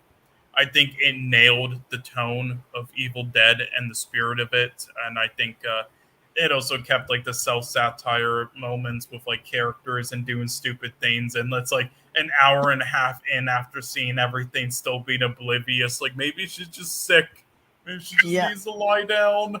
It's like uh, you know. I will say this. I didn't thought that was a satire as the others. Uh, Well, that one is a little bit more serious than like the original ones, but yeah, it still has that like tone and feel to it, and it's still like going for it in a lot of areas. It's like the moment I mentioned there, and the characters just doing stupid things. Again, I also the horror and throwing moments are as good as like a lot of the best moments from the original and such. There were so many moments where there was giant amounts of tension, especially in like the scene in the bathroom. That like Jesus Christ, you thought for sure that guy was gonna die. Like it's does a great job with that. Now there are moments where now, again, the film isn't perfect. It isn't like the best made film ever. It's amateur in some areas, and it's like kind of it's sort of like what you get usually out of like a sort of remake of it, but it's still like solid in those areas to me, but definitely a lot weaker. And some of them definitely weaker than others. Like for example, the music definitely could have done without the music. I think the music in this is pretty piss poor, just the whole way through, and that's my biggest flaw with it. And then some of the acting and writing, guess you could say, is a bit bad, but the thing though is with the music and the writing and the act and what they were going for with it though is they were intentionally trying to make like, because again in the 1981 one, it's doing that but in the style of like what cheesy slasher like cliche horror film jump scare horror films or whatnot at the time were. And in 2013 when this film released, the tone to an extent with it, along with like the other things that were a bit of a throwback with like the music and some of the acting and character dialogue. That was it during that time frame for like a lot of like horror films like that. So it was sort of like trying to be its own version of that. And at points it worked, and at other points it didn't as much. The Attic was kind of cool, but I didn't like it as much as like the second and whatnot. Some of the action bits were pretty cool. A lot of the gore stuff was pretty cool, and again the character dialogue and other points when you with like the monsters pretty cool, the Deadites. And I also thought the climax of it was really interesting. Just I definitely did not see her just like getting cured and then like surviving at the end. That was like a big twist and different from the original, and then fighting that thing, and that's how she loses her arm. And then and yeah, I thought it was pretty interesting there. So overall, it's a to me, it's a solid film, but yeah, it's definitely for me weaker than the other three. But I did think it was a solid one that was a bit underrated by people. But here's the thing, though, this wasn't supposed to be the only film in this. They were gonna do other ideas that sounded really interesting, really intriguing with it. So in they were gonna make three just like the original, and in the second one, Ash would return in his older years, and it would be just like the second, more of a comedy this time. Like the first one was going for what the sort of the original was going for, like more serious, straightforward horror, but with the self-satirical stuff in it as well, and the gore stuff. And then the second with Ash in his older years would go for the more comedic sense, and him like and the more action sense, just like the second Evil Dead original one did. And then in the third one, him and the girl would team up basically, and it would be sort of like another war type film, like Army of Darkness sort of. But they got sold. The rights to this got sold to another thing, so they scrapped it. And then that's what. So instead, they made the Ash versus Evil Dead show with Bruce Campbell, which I guess we'll be watching later in the weeks, I suppose, and with maybe Joker coming on. Yeah. And yeah, it's a really low budget show. I'll say that right now, but it's pretty solid as well. I wasn't the biggest fan of it compared to others, but it's I'm pretty low budget, but it does a lot of things right as well. And it's apparently like the 80th highest rated TV show on IMDb. So so there's my overall thoughts on it, and just a little like history there of like what happened there. But and also the director who made this, he went on to he's the director who went on to do that after The Girl with the Dragon Tattoo. He tried making like either a prequel, like a sequel film of like the last book of or something, or like a prequel book of with the character and such. But yeah, with a completely different actress and without David Fincher, and it failed miserably, obviously, because No shit. that's a stupid idea. But it was Exactly. but it was like the girl in the spider. What is it? Fucking what is that shit called anyway? Let's name is Fede Alvarez. The girl in the spider's web. That's what it's called. But yeah, and I think he might be doing it. Apparently, he's doing like an untitled Alien film next, so we'll see about that. But also, he did make at the moment he has made I think one or two other films before, and one of them is actually it's a horror film, and we won't be watching it anytime soon. But we might in the future. It's called Don't Breathe, and it was actually well received. I did watch it, and I did enjoy it overall. I enjoyed it more than That's Just Go. funny. I've heard about it. Maybe Yeah, I've actually seen it in the past, but I'm not quite sure on yeah. It's that. the But I've one where heard it's like about it. it's the one where like burglars break into this home with this blind guy, and that's all I'll say. That sounds familiar. I can't really remember, but that sounds very, very Yeah, yeah. familiar. It came out in like 2016, but yeah, it was a pretty good film. So yeah, we could watch it in the future, but not anytime soon for me. But yeah, Yeah. I did. It had Stephen Lane and Jane, who I believe was the villain in Avatar, and then Jane Levi, and they also tried making a sequel to that, Don't Breathe 2, with the same actor but a different director, but with the original director of this producing. And it didn't work very well for obvious reasons, and mostly because it's just a completely flawed premise. Which, if we ever want to watch it one day, then you'll understand why. But yeah, so I guess the next one he's doing though is an untitled alien film, so we'll see about that. But yeah, but anyway, so that's some history lessons, I guess, about this guy and the film there, and basically why we never got those two remakes. And then we'll also be explaining after, because after the Evil Dead film, sorry, Ash versus Evil Dead show ended after 3 seasons, which they were thinking of doing 4, but they did end it off at 3, and then Bruce Campbell officially retired the character.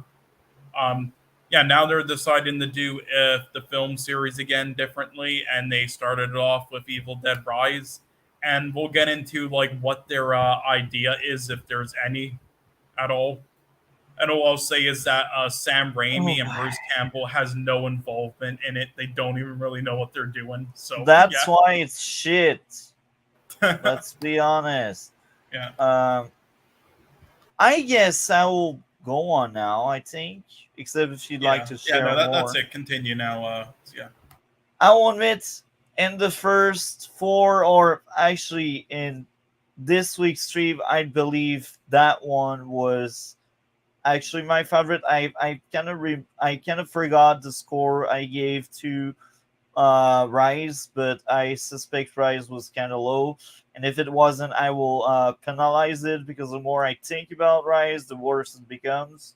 Anyway, uh, the 2013 one, I kind of enjoy parts of it a lot. That was clearly better than the other three before for me. Not by a lot, but it was better, and it's good to mention there. My first dislike: the girl going in the basement despite everything getting crazy and the warning of witchcraft. Stupid character doing stupid shit for the plot to happen. it's Evil I'm Dead. so tired of this. It's awful. Why? Hey, Why? hey, what did you think when you saw that for the fifth time this week with Evil Dead Rise? I wanted to eat a bullet. Uh, Oh, for multi-topic talk. He clearly I lost his was like, "Where's the chainsaw, man?"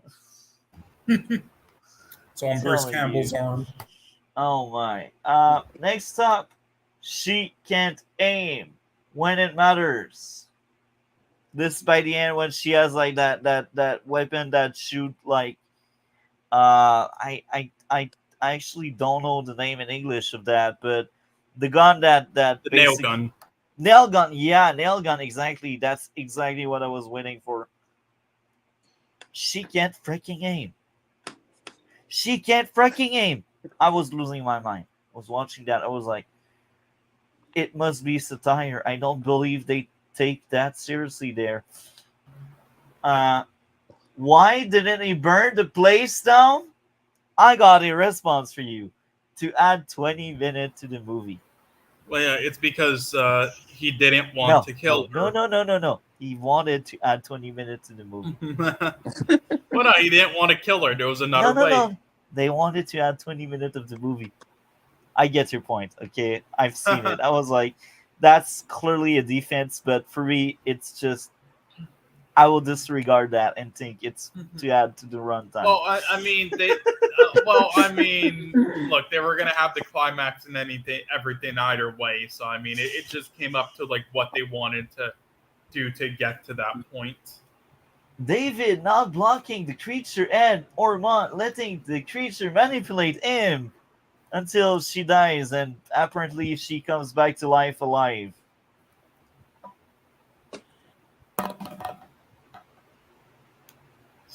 Oh god. Is it serious, guys? Yeah.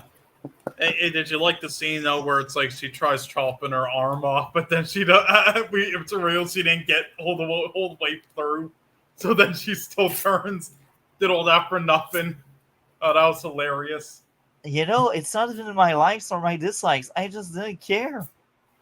I think I tapped out the moment she came back to life. I was like, okay, I'm out. I will head out.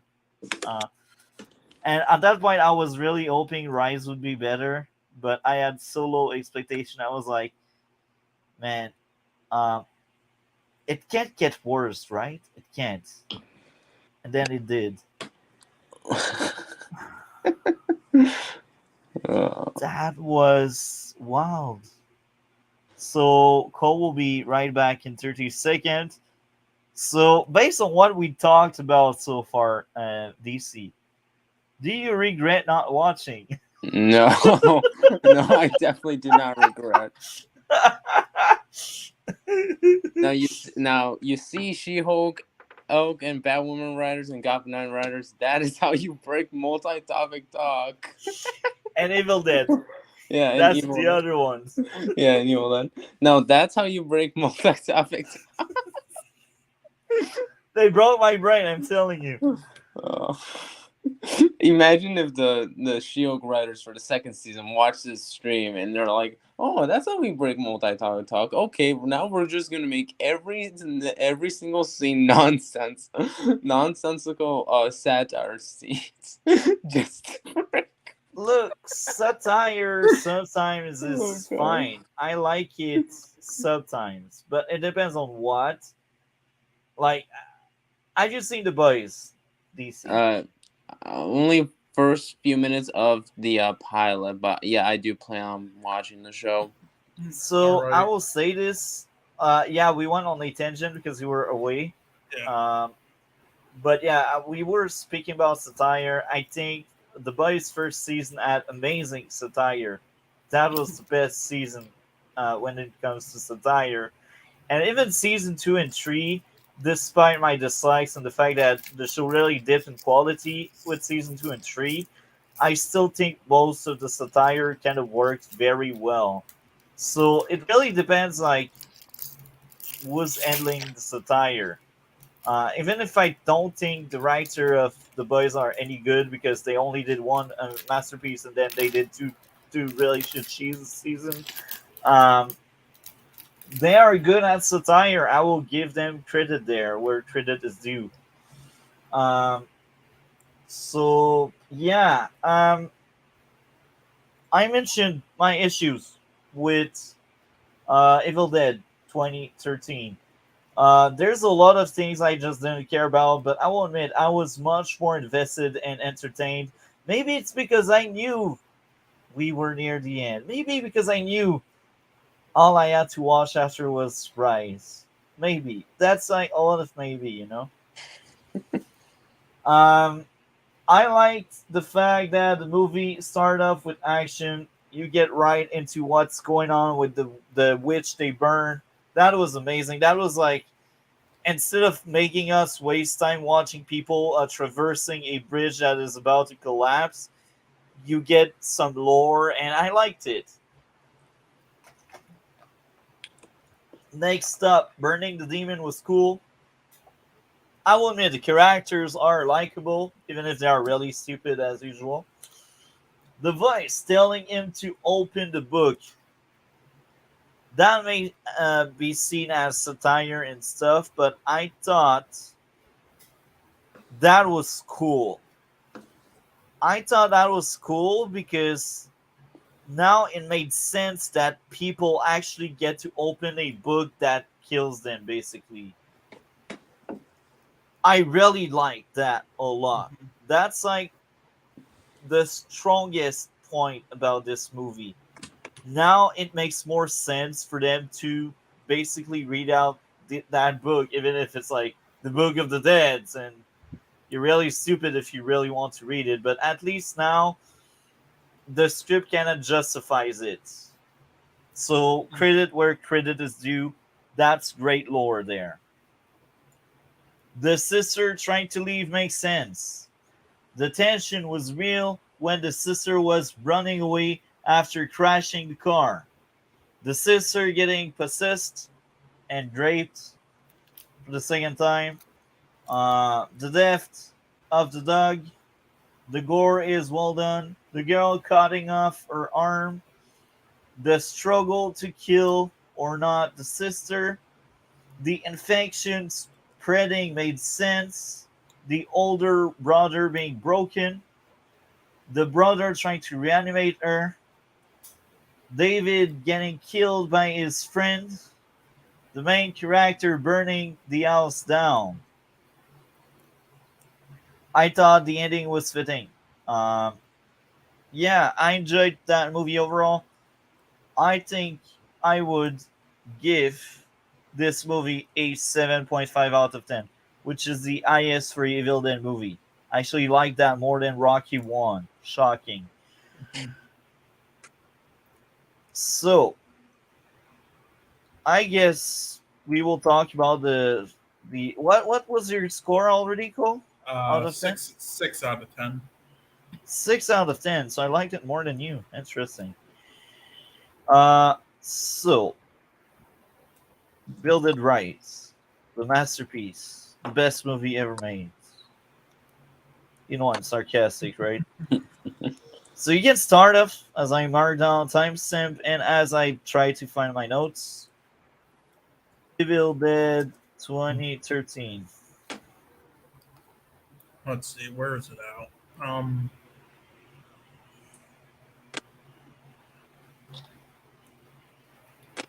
I'm just looking for my notes right now. Me too. That's hilarious.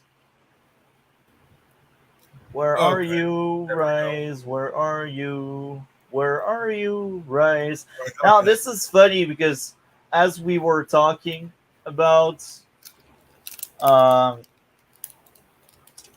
the Evil Dead, I actually looked into the writer of that movie, and I feel like shit because I was stupid thinking it was a woman because it was very woman driven. So I apologize to every woman for being a sexist. That's actually a Oh, man. Yeah. I was surprised. Maybe it's Maybe he has a bunch of a sisters male that had feminist. influence No, on him. it's a male feminist maybe. Uh, Maybe, Yeah. or Okay. maybe he Well, has a bunch of anyway. sisters. Well, I will say, I think people that are actually calling the film like woke, I actually think they're missing the meaning of it. But I'll It's get not into woke. that. I Yeah. will. I won't say Yeah, it's but woke, I'll but get I into can it. see But the argument basically, why they may think that. But I if think they're wrong though, and I'll say yeah, why. I also I think actually they're think wrong. it's actually the opposite, and I'll say why later. But But basically, I got my notes now. Was there anything else you wanted to say though? yeah, we need to address that because people that think it's woke are people that just see women Mm-hmm. uh, like they shouldn't be like main characters and stuff, and they are wrong. It's stupid. It's like it's because of like the anti woke, the anti fan, the anti SGW. That's because of them that woke is so poorly seen, and Yeah, I forgot that there was even one male character in this because I eh, don't pay attention to that shit. It's dumb. look, women talking at one good man. All the other men were shit, and at no point I thought that was woke. It wasn't. Um, it was a feminist movie, but being feminist doesn't mean woke. And even they're like some movies can be woke good, like The Matrix, because it's about realizing how society is, and this is being woke because woke is being awake to social construct and stuff. So woke has been twisted by the anti-woke people, basically. And this is why I suspect people may blame Rise to be a woke movie, but Rise is just a shit movie. Just don't try to Yeah. blame it on woke. Well, I think, listen, I don't think it's actually really a shit film, but there's a lot of issues with it. In my opinion, I think it's the weakest, easily out of the franchise. I'd But say it's almost as bad as Troll 2. I'm not joking. wow. Well, I'll get Uh, into it. Basically, yeah. okay, so every Evil Dead film and also the show so far, in my opinion, it nailed the tone and the spirit of the franchise with what it's going for. Now, this one had moments like that, but overall, I think it failed a bit at that. It A mostly bit. just, It yeah, just stumble and fall down the stairs. Fall yeah, off a cliff.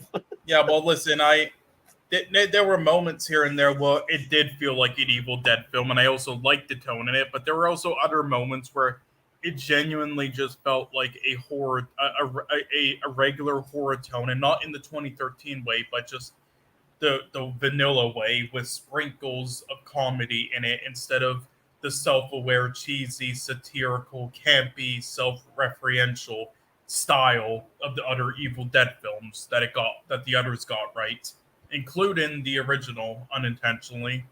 And also, this is the first Evil Dead film where it really feels like some characters have plot armor in an annoying way.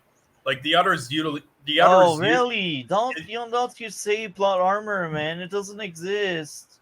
yeah, No, I'm on like board the with you. others. Listen, the others utilize that well to its cheesiness intentionally, and also it's with its one-liners and such, and it worked. This Like just they are on a freaking elevator full of blood and they don't die because yeah they swallow too much yeah blood. yeah. No, no, no. They This die. this just felt annoying. This just felt annoying. This is the first one where it didn't feel like plot armor in a cool or Feels like intentional way. stupidity. Yeah, it just felt stupid and annoying in this one. And again, and I was gonna get to that. Yeah, the elevator scene in the finale was sort of cool, like visually at moments, but after that, it was just dumb and disappointing. And then Or the girl, they take forever to kill the girl, so she gets saved by the aunt. yeah, I was rolling my eyes. yeah, I and was listen, like, "What am I watching? Fuck!" yeah, yep. Now there were shot techniques they tried to utilize to make something new, and while the shots are technical and interesting on their own, a lot of them just did not work for the actual scenes being played out with them. It just felt like they were done in those scenes with no purpose, meaning, or substance behind them, unlike the other Evil Dead films, outside of just trying to look artistic with being a newly done shot. Because the scenes that they utilized each one in, it didn't feel like it belonged. Now, obviously, in an Evil Dead film, there are a cast of supporting characters who will obviously are just there to be stupid and die horrifically. That's the Evil Dead, that's the Evil Dead way, and intentionally. But this is the first one where it just felt like they shoved some of them in there to get more gory scenes out of it that did not even belong in the story or the universe. Like, with being all the characters out in the hallway, none of them should have been even in this film. Well, I mean, you can like have that scene with like the two boys out, in the beginning, when they knocked on the door, but yeah, there's no reason for them to then like come back later. They literally just introduced them and had the guy with like the shotgun and stuff just to get more like gory scenes out of it and kills, and also so this can have the highest fucking kill ratio of an Evil Dead film that they advertised in the trailers and stuff, sort of like what they did with Halloween Kills, when that came out. Now the entire opening was very good with how it was done, but what it leads to with the ending is the most cliche horror film thing trope ever. It's what a lot of stupid jump scare horror films do. They just show you characters in the beginning you think it will be about, kill them, then show the ha ha, this is how that happened. We're so smart, lol. thing at the very end, which is not at all, and it's just stupid. And And then the it had. movie got worse after I was Mhm. thinking about it. As you talked, as I was thinking about the movie, it got worse. It got worse Yeah. because it's so unbelievable that all the mayhem upstairs, people screaming, shotgun shots, the blondie just Mhm. doesn't wake up. Or like That she too. said she wasn't able to sleep, but at no time she thought, oh, let's go see in the hallway what's going on, like Yeah, I like I they were in the middle of nowhere in the other one, so it made sense nobody came.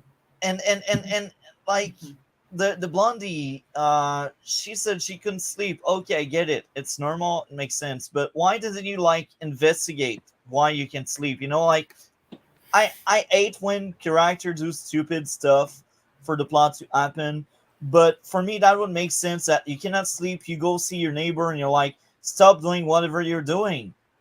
It makes sense, for me at least. Mhm. But she didn't do it. She stood in her apartment to Yeah, basically survive the basically. movie, and she doesn't even realize what's going on. Yes.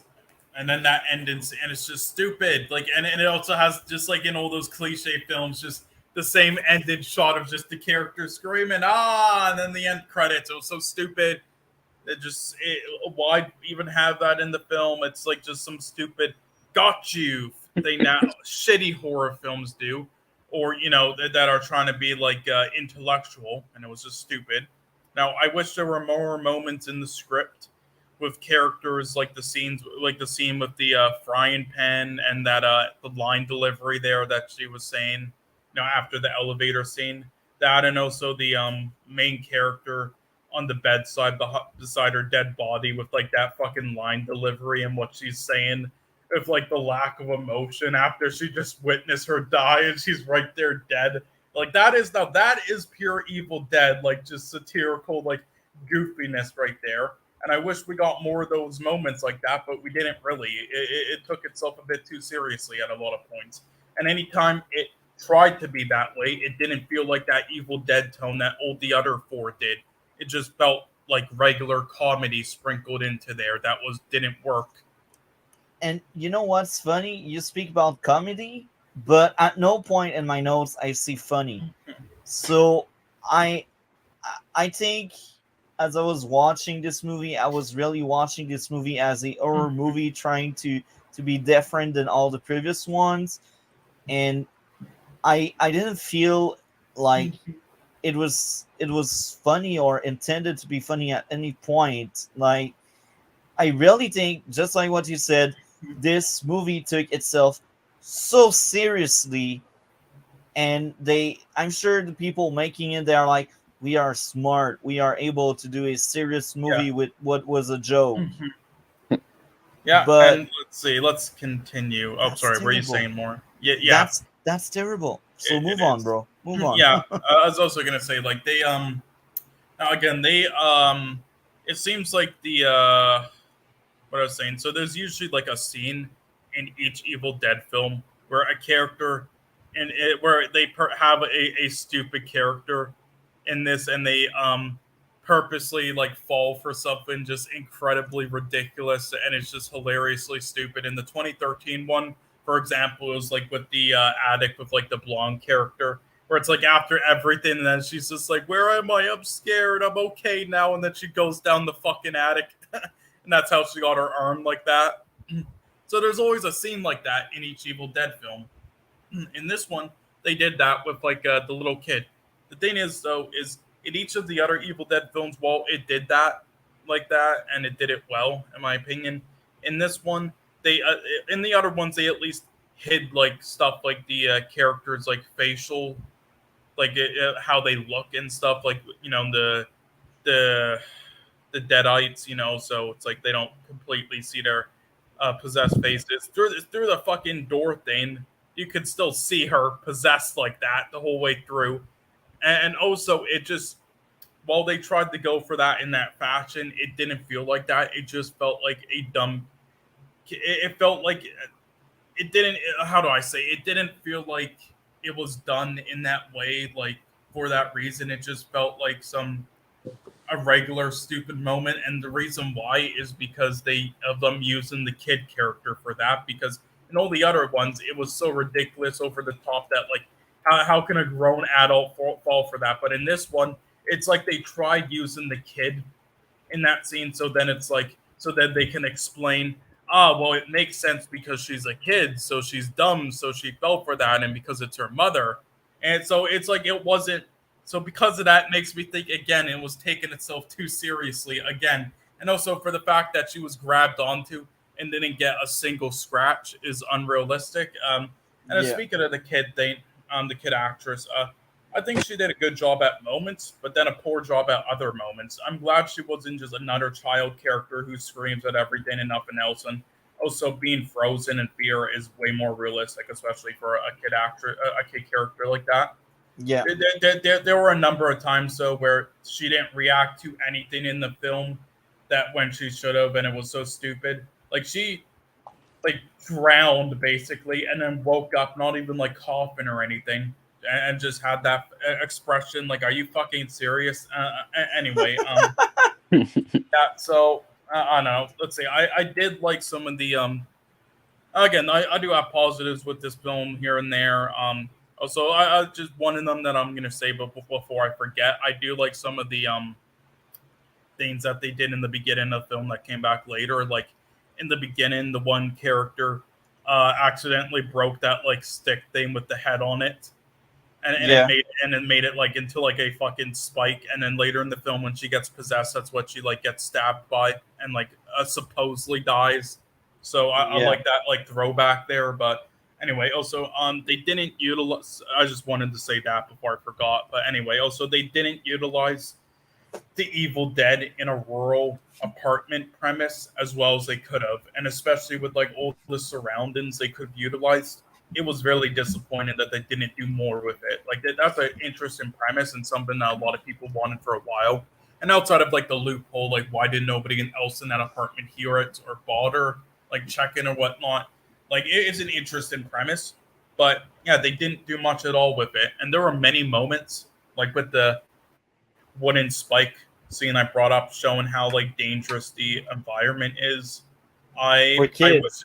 yeah, like I wish there were more moments like that, and it will be. Although I'll explain like why later, but also there were people hyping up the gore so much in this film, but there were honestly many moments where it felt like they held back, especially with like the cheese grater. It Yeah. just felt like they held back with a lot of gore moments, especially in the elevator, where it was like trying to be like that tree scene. They completely held back from it, and also people It's saying that. Oh, they sorry, go. they they literally took off the great part. It was just tentacle holding someone in the air. That's it. Like there was Yeah, yeah, no tentacle going where where, hmm and yeah, and also people at saying that some you clearly didn't see Ash versus Evil Dead or Evil Dead 2013 because those are way gorier than this. at some extent I'm fine with them not showing that for the 10th time, but why did they held back? That's more my question. I'm fine they didn't show that again, but why? Can you bother explaining, please? Please? Why do Yeah, you I don't get show it, that? but Why do you show us this as fan service, but you don't fully embrace the fan service? Don't make that scene. yeah, Just don't not make it if really you sure. don't go Mhm. full on. And I suspect after seeing It's a Man behind the movie, I suspect you didn't want to be Me Too or something. I'm not sure, but A man I talking really don't about get it. great. Men cannot be great. Yeah, I will say though, and also in those other ones, it was executed a lot better, the gore. But anyway, there was also not many well done thrill-in moments in this, in compared to the other Evil Dead films, such as 2013, where it felt like the characters were completely doomed, such as the scene in 2013 in the bathroom after the one character falls onto his back. There was not really many moments in this film at all because they did stupid things during like moments like when she was first attacking them and like it gave that scratch to that one character. Um, where it's like they did stupid things where it's like then there was like nothing thrown to get out of it. It just felt dumb to me. I didn't like it. And yeah, also the I will say though the elevator scene was a cool concept, but again, it was the weakest version of it yet, and they cut away from it. I will say some positives I'm trying to think of. Again, despite everything I said, though, there were moments here and there where, despite getting a lot of all this stuff wrong, in between them, in other scenes and other moments, they did get it right with like the characters, the act, and the tone, and all this stuff. It's just it wasn't enough though.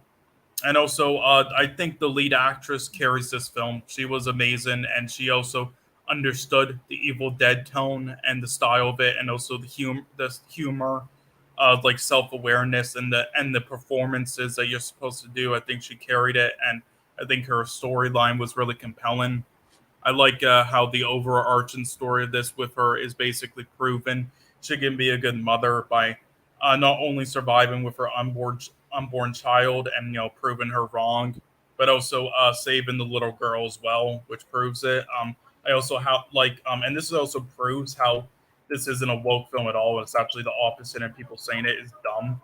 Basically, the underlying meaning of this film is also basically that it's like a classic broken American family concept and how it covers like each thing that religions could be considered, religion groups like that they showed in the pictures and stuff could be considered a sin that causes this stuff, like the deadly sin, such as one character who's obsessed with like tattoos and punk and all that, and the other character being transgender. If you didn't realize that one female character with short hair was originally a male. So yeah, and Oh, so on. really? Yeah, so on. It's basically like this broken, classic, like broken American family that they have in society. Like you got those characters, you got the little girl, you got the apartment place just being like a hazard. You got the one character being a runaway, the one character who like killed herself, and so on. Also whatnot. Also what they so I do like all that. I will say that.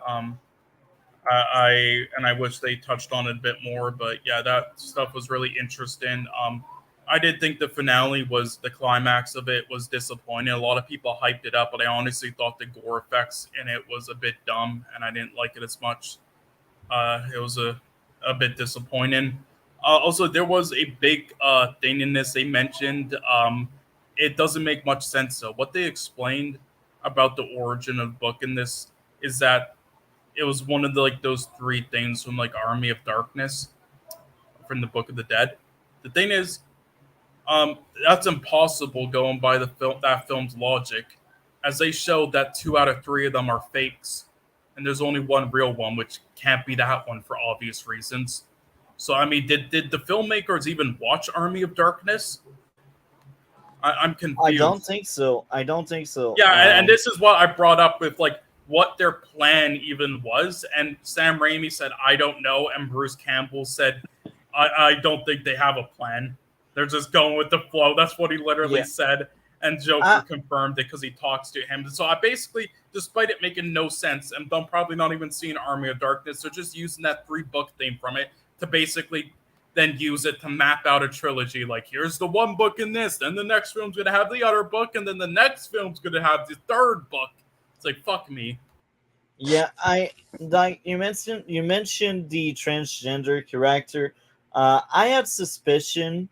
But I didn't want to be too judgmental. That's why I wasn't thinking too much about it. I was like, some girl or tomboy, in fact. But you're right. Like it makes sense, and if that was woke, as people say, trust me, I would know from the get go. Why don't you telling me that that person would be trans? Because they would like make some dialogue about ally, or they would just tell you straight up that person is trans. But no, you really need to look deeper and have discussion about the movie to really realize that 100%. Because as I said, I didn't want to be judgmental or anything, so I was like, "That's a tomboy," you know. I thought that was just a girl that had short hair, you know. But Yeah, but yeah, I don't know. that's a proof it's not woke, Yeah, and because because of the story that they were doing with it, it's like it's the opposite of woke. And on top of that, I don't think they praise at any point a broken family like that. And woke people, let's be honest, they hate social construct, so they will be the first one to advocate for like family to be in pieces like that. So am I crazy to say that? Oh no. But yeah, so So it was basically like showing like yeah, that's what like the deadly sins that religion like thinks of into like one family that's like in a wreck. So yeah. So it's proof that this movie is not woke because woke crowds sometimes they hate social construct like family, so they want to praise when a family is broken. They want to praise that daddy issues when they got some. And in the movie, they don't really praise that, and they showcase that everyone is kind of guilty of that, and it's not great for the kids or even the mother. Um, Yeah, but but anyway, I pretty much said all my points. But yeah, again, so yeah, all those disappointments, all those things that I don't think it lives up to all the other films. But again, I do think overall, though, with how it's made and such, and I do think it's competently made for the most part. And also, that's another thing. I do like the music in this a lot more than 2013. I think they did a good job there. So yeah, overall, it's competently made to me, and despite a lot of stuff, as I said, not working, a lot of stuff being stupid and not Evil Dead, but still competent, and there are some moments at work. But yeah, very average film in my opinion. And when you can go now, whole way through. roasting time. Yeah, roast this all you want. You said it's Roasting worse to you time. than Troll 2. Is it worse than Black Yes. Panther? No. I think nothing can beat Black Panther. Um, Maybe one day we will end up finding something that can beat Black Panther. But each time we bring Black Panther, I need to remind you, I changed my grading system for it, so I don't sound like a NTSGW giving minus points. Okay, Yeah. so for a movie to be worse than Wakanda Forever, that would mean another movie makes me like look back at the likes to add points because it's in the minus. And I think it's really hard for this to happen, maybe it's possible. Surprise me, maybe it's possible. Um, but I think this will remain one of the worst movie I've ever seen. Anyway, Evil Dead Rise, it's down there among the rock bottom crowd. Um, First issue feels off that the gal would go to her cousin that acts like a demon instead of running away. Stupid character doing stupid stuff. And so far, the tone of the movie is not really like comedy or anything. It feels like Yeah. people on a cabin chilling and like, Yeah. Like that's also the other thing. Wait, in the other Evil Dead films, they had a reason why they couldn't leave. In this one, sure there was like some earthquakes and stuff and crazy stuff going on, but they could have left. yeah. Next up, feels off that the guy would just jump in the water to join his headless girlfriend. I was rolling my eyes. I was like, I was why, too, because I'll be honest, what? that was being like self aware to a bit, like dumb character thing, just like the other Like, character. But here's the thing: the execution in it was poor with the pace, and like they could have. It made it feel like it wasn't self aware at all, so it was poorly done. if it was Evil Dead 2 or Evil Dead 1, it's a movie in the 80s and 90s, I would be like, maybe it's just the execution that feels a bit off. But here, it's a 2013 Yeah. Oh no, the movie execution is completely off here, and that's what's embarrassing because it's in that 2023. so far the tone of that movie I could tell just with the camera work and stuff and the lack of music. I could tell they really took the movie seriously from the start. So to see a character acting that stupid, and actually it's two characters in a row doing stupid stuff in like a 10-minute span, I'm like, that movie will be horrendous. And I was right. um, Next up, why is every man in the movie need to be a jerk? The drone guy, the father. Can we have balance in 2023? Now, I will go on a small tangent here. I've heard uh, self-hating Asian and African people. I've heard that kind of stuff, and I feel like the man that wrote this movie is a self-hating man. He hates men, and as you said earlier, he is a huge feminist. And I think feminist is right when it's about equal rights and not saying girls are better than men. I'm an egalitarian.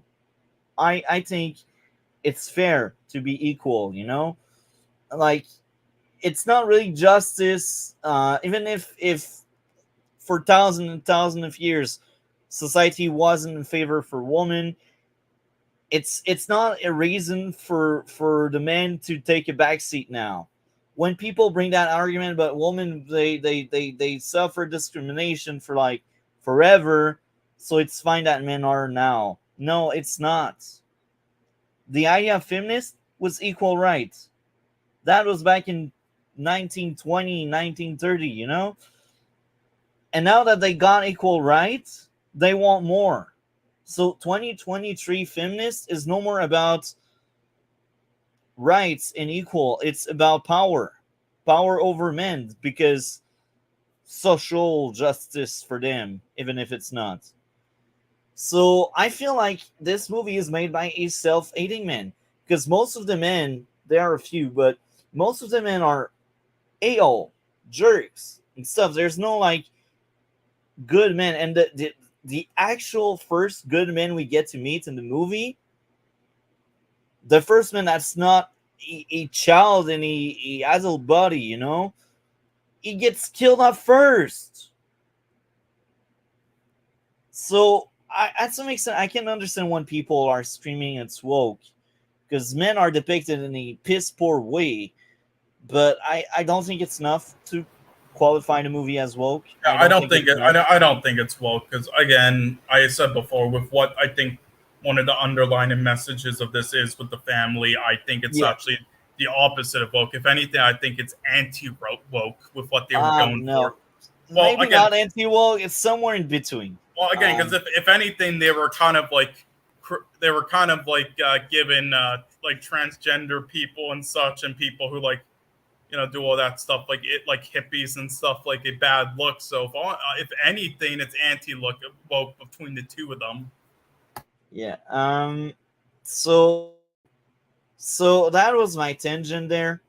Um. How convenient that the kid found the vault right after the earthquake. Great. Well, it was like I mean, with that one, I will defend. Like again, with how those kids obviously are pretty big, like troublemakers. They don't care about the rules, and they are into a lot of weird shit. So I mean, again, they see like an earthquake like that, the crack in the floor, and instead of just walking back into the apartment in safety, he's just like, "Holy shit! There's a giant hole.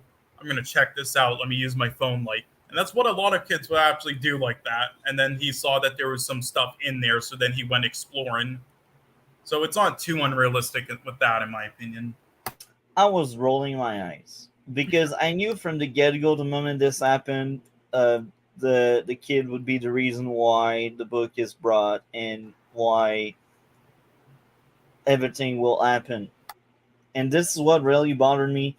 Like, I think it's very convenient that he just happens to see the hole. What if he just went upstairs with the others? No movie would happen, of course, but that's weak script. Um,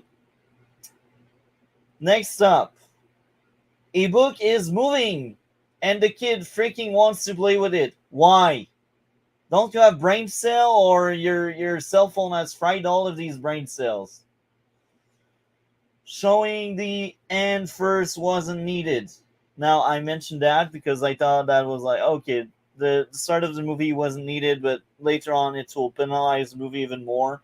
Anyway, why the sister come close to her sick sister? Because plot wants that to happen. The lightning is so terrible. Of course, the only good man dies first. Of course, the youngest daughter needs to try to speak to her mother. In the movie, that takes itself seriously. Of course. Of course. The main character approaching the sick daughter instead of staying away. The infection being inconsistent. The main character should have gotten infected. She got injured. I mean, the oldest daughter or the trans child, she got infected. Uh, is it a she or e? I don't want to misgender for real. I think it's Um, uh, disrespectful. well, That's a she or e. um, who in the trans? The punk the Uh, the oh, that's a she or e. you mean the with like the silver type The hair? trans one. The trans one. Is it? Well, the trans one is like with the black hair. The punk character. Is she a e or is she? Well, I don't know. Okay, I don't know like what the character goes by in the film, but I'm pretty sure at least depicted as like a she, I believe. But I'm not. Okay. It could be like they, her, something like that. But and also in real life, I don't know. But at least with like character wise, so it's at least like a her, at least 50%. But I don't So think they cover that though. they got injured and she got infected. Okay, I will go by that. I believe that. Yeah, and also But I then will say that was predictable because after all the other Evil Dead films, I knew it was going to lead to something, that injury. And that's also why I was surprised when the mother grabbed the child, why she didn't do that with her. yeah, and after that, um, the mother or the aunt or whatever the aunt, she gets injured as well, but she doesn't turn into a zombie. That's why I say it's inconsistent. At some point, they bat in the elevator full of blood, and they don't get infected. Why did they need to cut them in pieces? Why they don't freaking bite them to infect them? So many issues. The same goes for the younger daughter. The ending and the start were both filler. Remember, there was a point in the movie where the youngest daughter was also injured. She didn't get infected.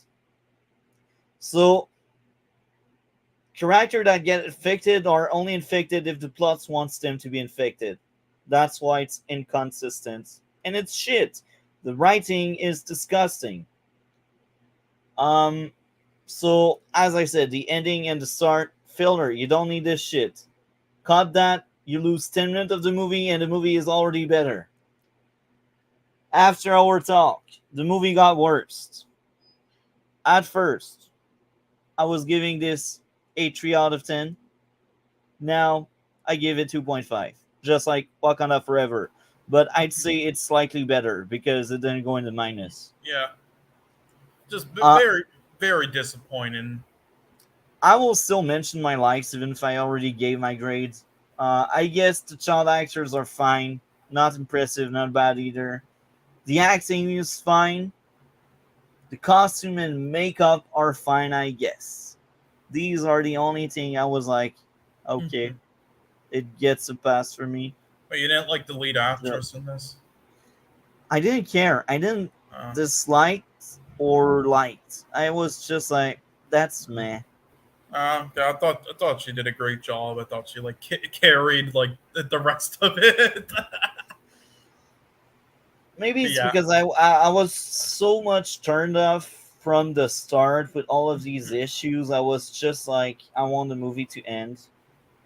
I think this is what happened.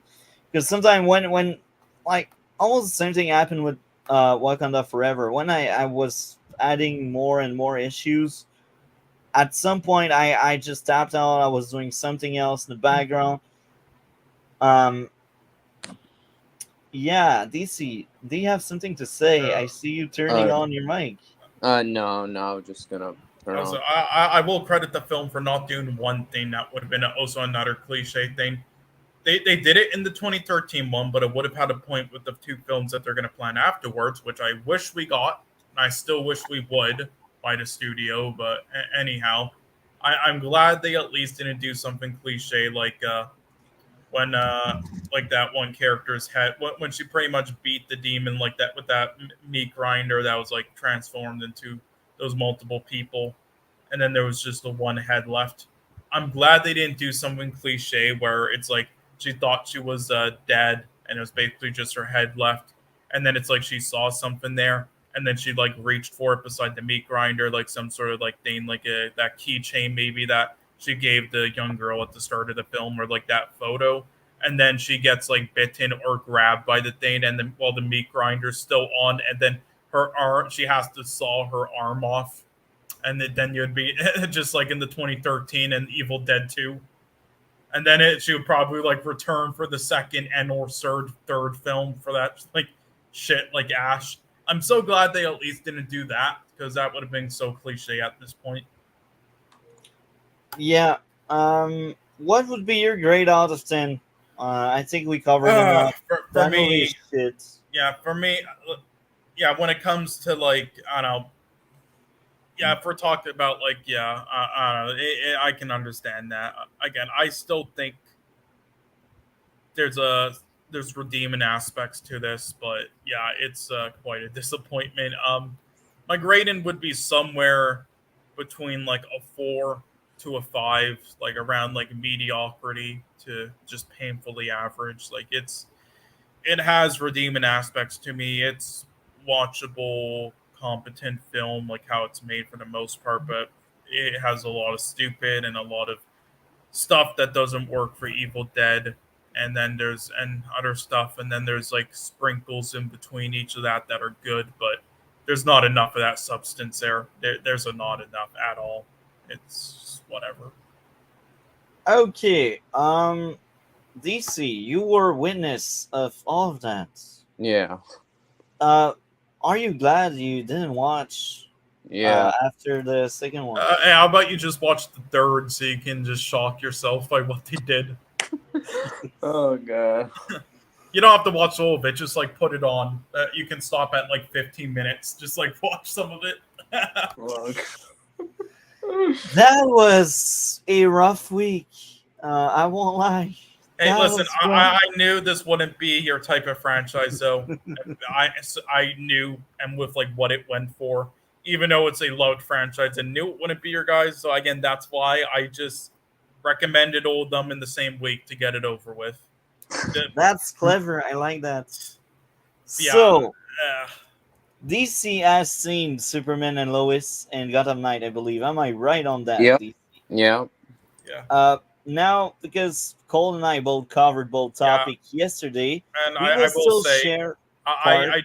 I do have to kind of go right now, but Oh, okay. Okay. I mean, Man, if you want me to share a little bit right now, though, then yeah, I could. share a little bit about both, and then I will Yeah, let yeah, DC talk. yeah. Okay, Gotham Knights. I just thought was a dog shit episode this week. I like what they attempted, but it was just so stupid how they easily all the hype for the owls, and then how they got easily, into that hideout and everything was stupid. How they healed him was stupid. The drugged up like scenes with the vision, like seeing things with his parents, was really poorly done compared to other stuff that was in medium I've seen with films and video games and shows that did similar stuff. Acting was shit again. The mystery aspects were shit because they weren't even like mysteries. They just they exposed what the mystery and clues are the moment they reveal them. All the characters act the same no matter they're happy, sad, fucking whatever. Yeah, just dog shit episode. 1 out of 10. And then for Superman and Lois, really enjoyed it. Great acting, great writing, great action scenes. I really like. This is probably like my favorite Superman and Lois episode this season. I'd give it like an 8.5 to 9 out of 10. Nothing really go into detail there, but yeah, I really loved it. And yeah, there we go. But yeah, sorry, I have to like go do something with somebody on another stream, so that's why. Thank you very much, Cole, for coming, man. I had a blast this week Mhm. again, yesterday and today, two blasts in a row.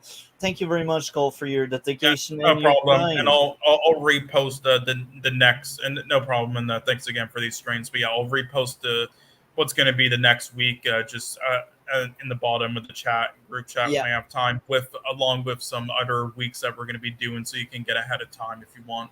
yeah, and I will let you know when we will do the stream with Jaded. Uh, as Guys, soon as we found like the yeah, time and yeah. day.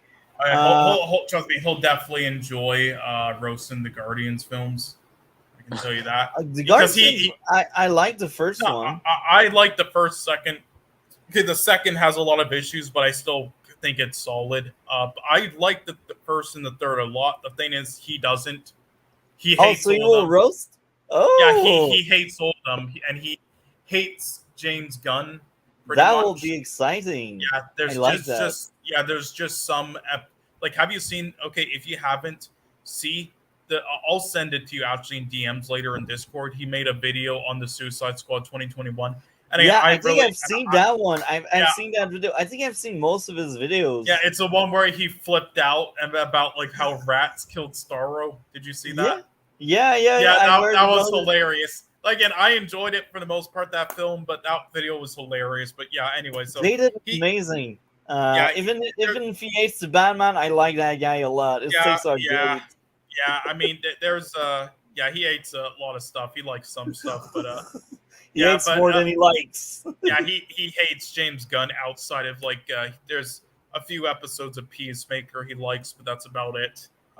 Mainly like it was mainly like the episode before they fought Gorilla Grodd, and then that episode where they fought Gorilla Grodd, and then one other episode he really liked of that show, but the rest he thought was stupid.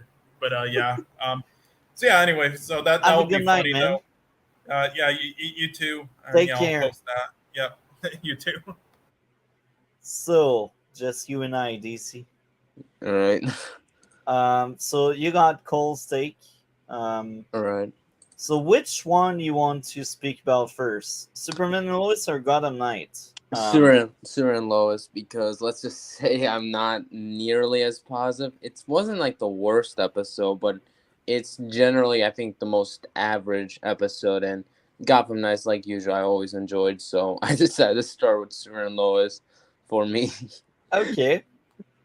Yeah. I will say this. This was hands down my favorite episode this season, and this was probably one of the best episodes in the series. I think that episode represents very well Superman, Clark, and Lois as well. Their relationship is a heavy focus on that episode. This is why it was so good. And there's also that theme of abuse of power Yeah. with John Henry Aaron. At two instances, John Henry Aaron went overboard. In one instance, he kind of undermined what Clark was trying to do by talking out Bruno Mannheim. And the other instance, he literally killed someone. Now, the second instance, you can defend John Henry by saying it was a matter of survival, but you could have also like knock out the guy instead of just killing the guy. Yeah. Um, about Superman talking down to Bruno Mannheim, one great thing I will praise, it makes sense. Superman is a being that can basically destroy worlds if he wants. He will make people bend the knee to him if he wants. But he knows how strong he is. That's why he is always in control of what he is doing. And this is why him talking down to someone instead of beating the crap out of that person makes sense.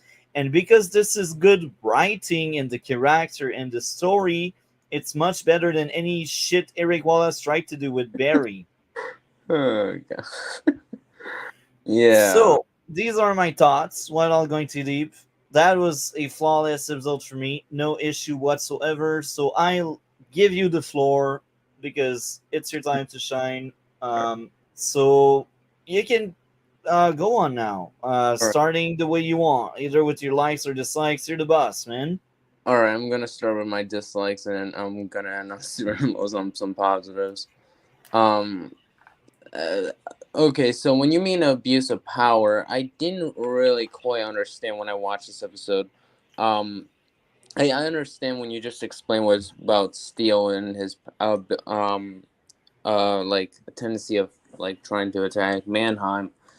I understand that. It's just when I watched this episode, I always felt like when you meant by that, I thought you were more talking about like I don't know, like Sam Lane or Bruno Mannheim as a character.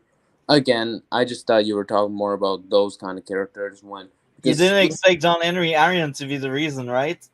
yeah, I understand John Henry Adams' reason, but I kind of thought you were talking. Oh, maybe something happens with Steel involving Mannheim, but yeah, Well, uh, it did. So if you want, I can explain further more about mm, that since it's yeah, I think it's yeah, very important. So yeah, yeah. Because I didn't really quite understand the episode that well, but yeah, explain. so basically the exchange is at first Bruno Mannheim wants to see his wife. So he talks to Sam Lane and John Henry Aaron. And I think it's John Henry Aaron. Well, the episode is kind of far away, but I believe Bruno Mannheim talked to both, and John Henry Aaron is like, "No, you don't get to see your wife until you give us your proof and whatever you stole from the DOD."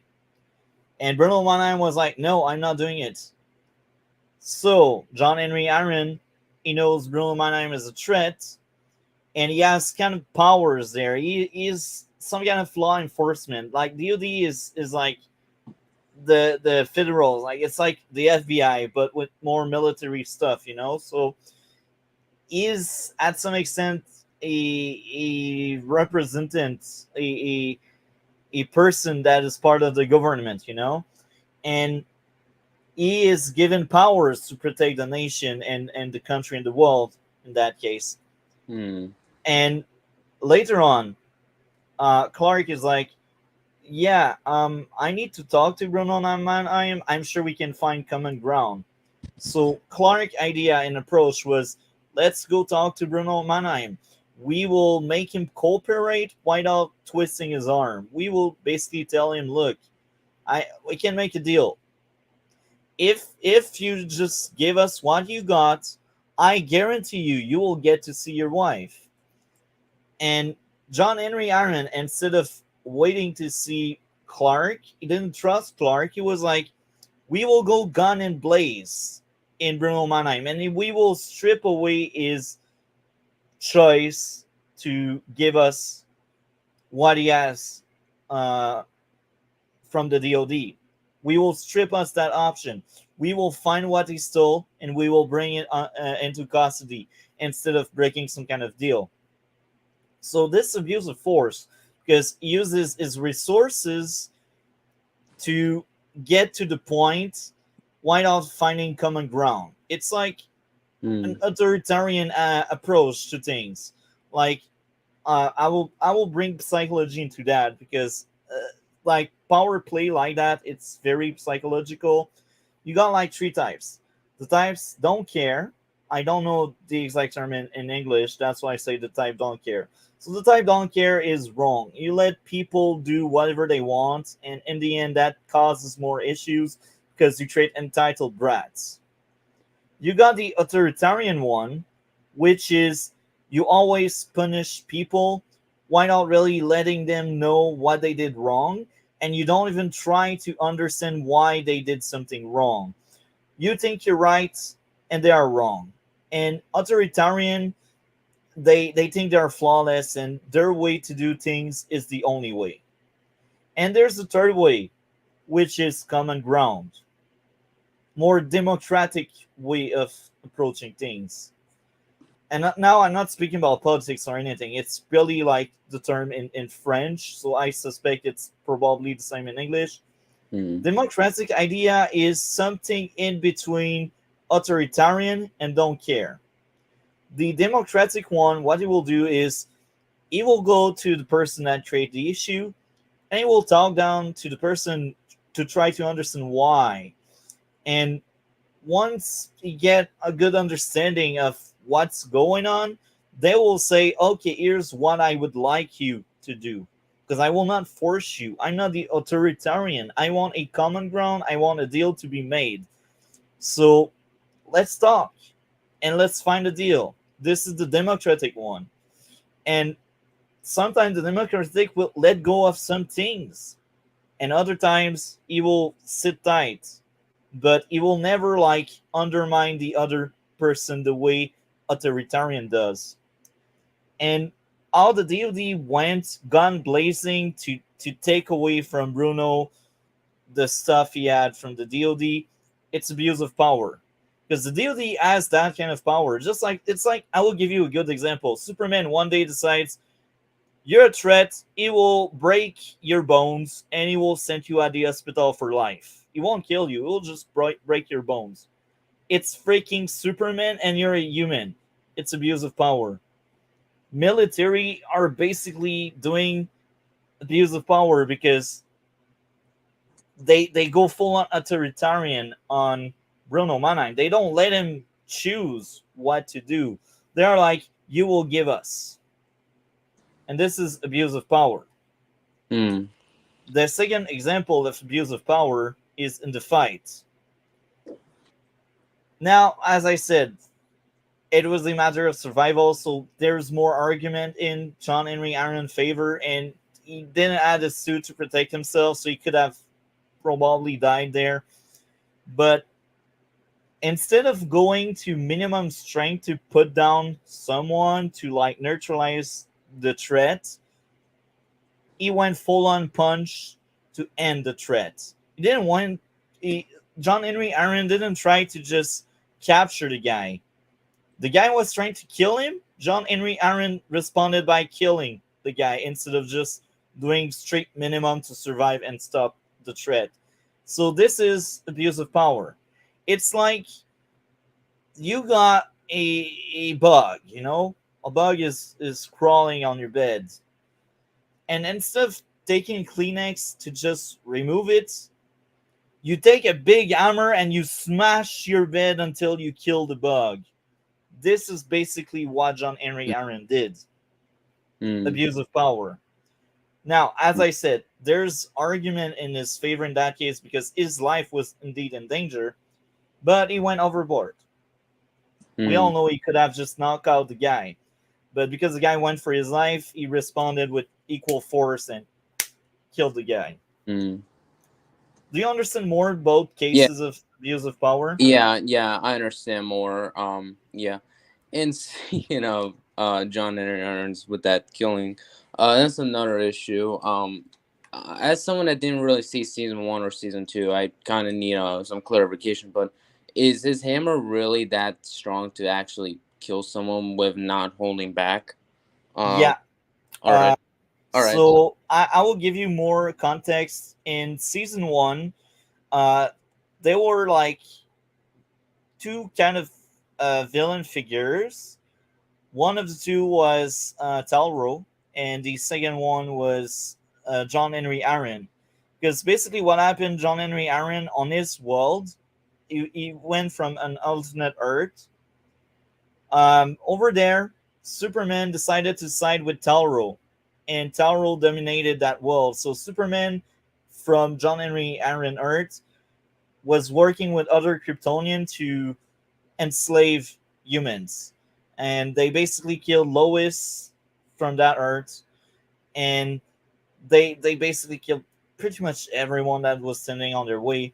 And John Henry Aaron in that Earth was in the military, and he was really close to Sam Lane on that Earth, and his idea was like, we are like the last line of defense against Superman and Talro. And then Crisis happened because at that time that was part of the Arrowverse. Crisis happened, Red Skies, and as the Red Skies went on, he got stuck in some kind of pod in between Earths and dimension, and he ended up going on Superman and Lois Earth. And the same thing happened with his daughter a bit after, because his daughter only came in season two. So they basically end up arriving on Superman and Lois Earth. And at first, it was like, okay, it's not too late here. Superman is still a good guy.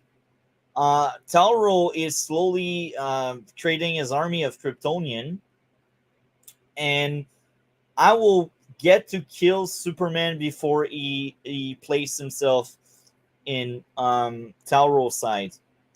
Because he didn't know that this Superman was different from the other one, because he had Lois, he had the kids, and it took like half the season for John Henry, after a few fights and a few exchanges with General Lane, and after speaking to Lois, after speaking to everyone, he realized, okay, this Superman is not mine.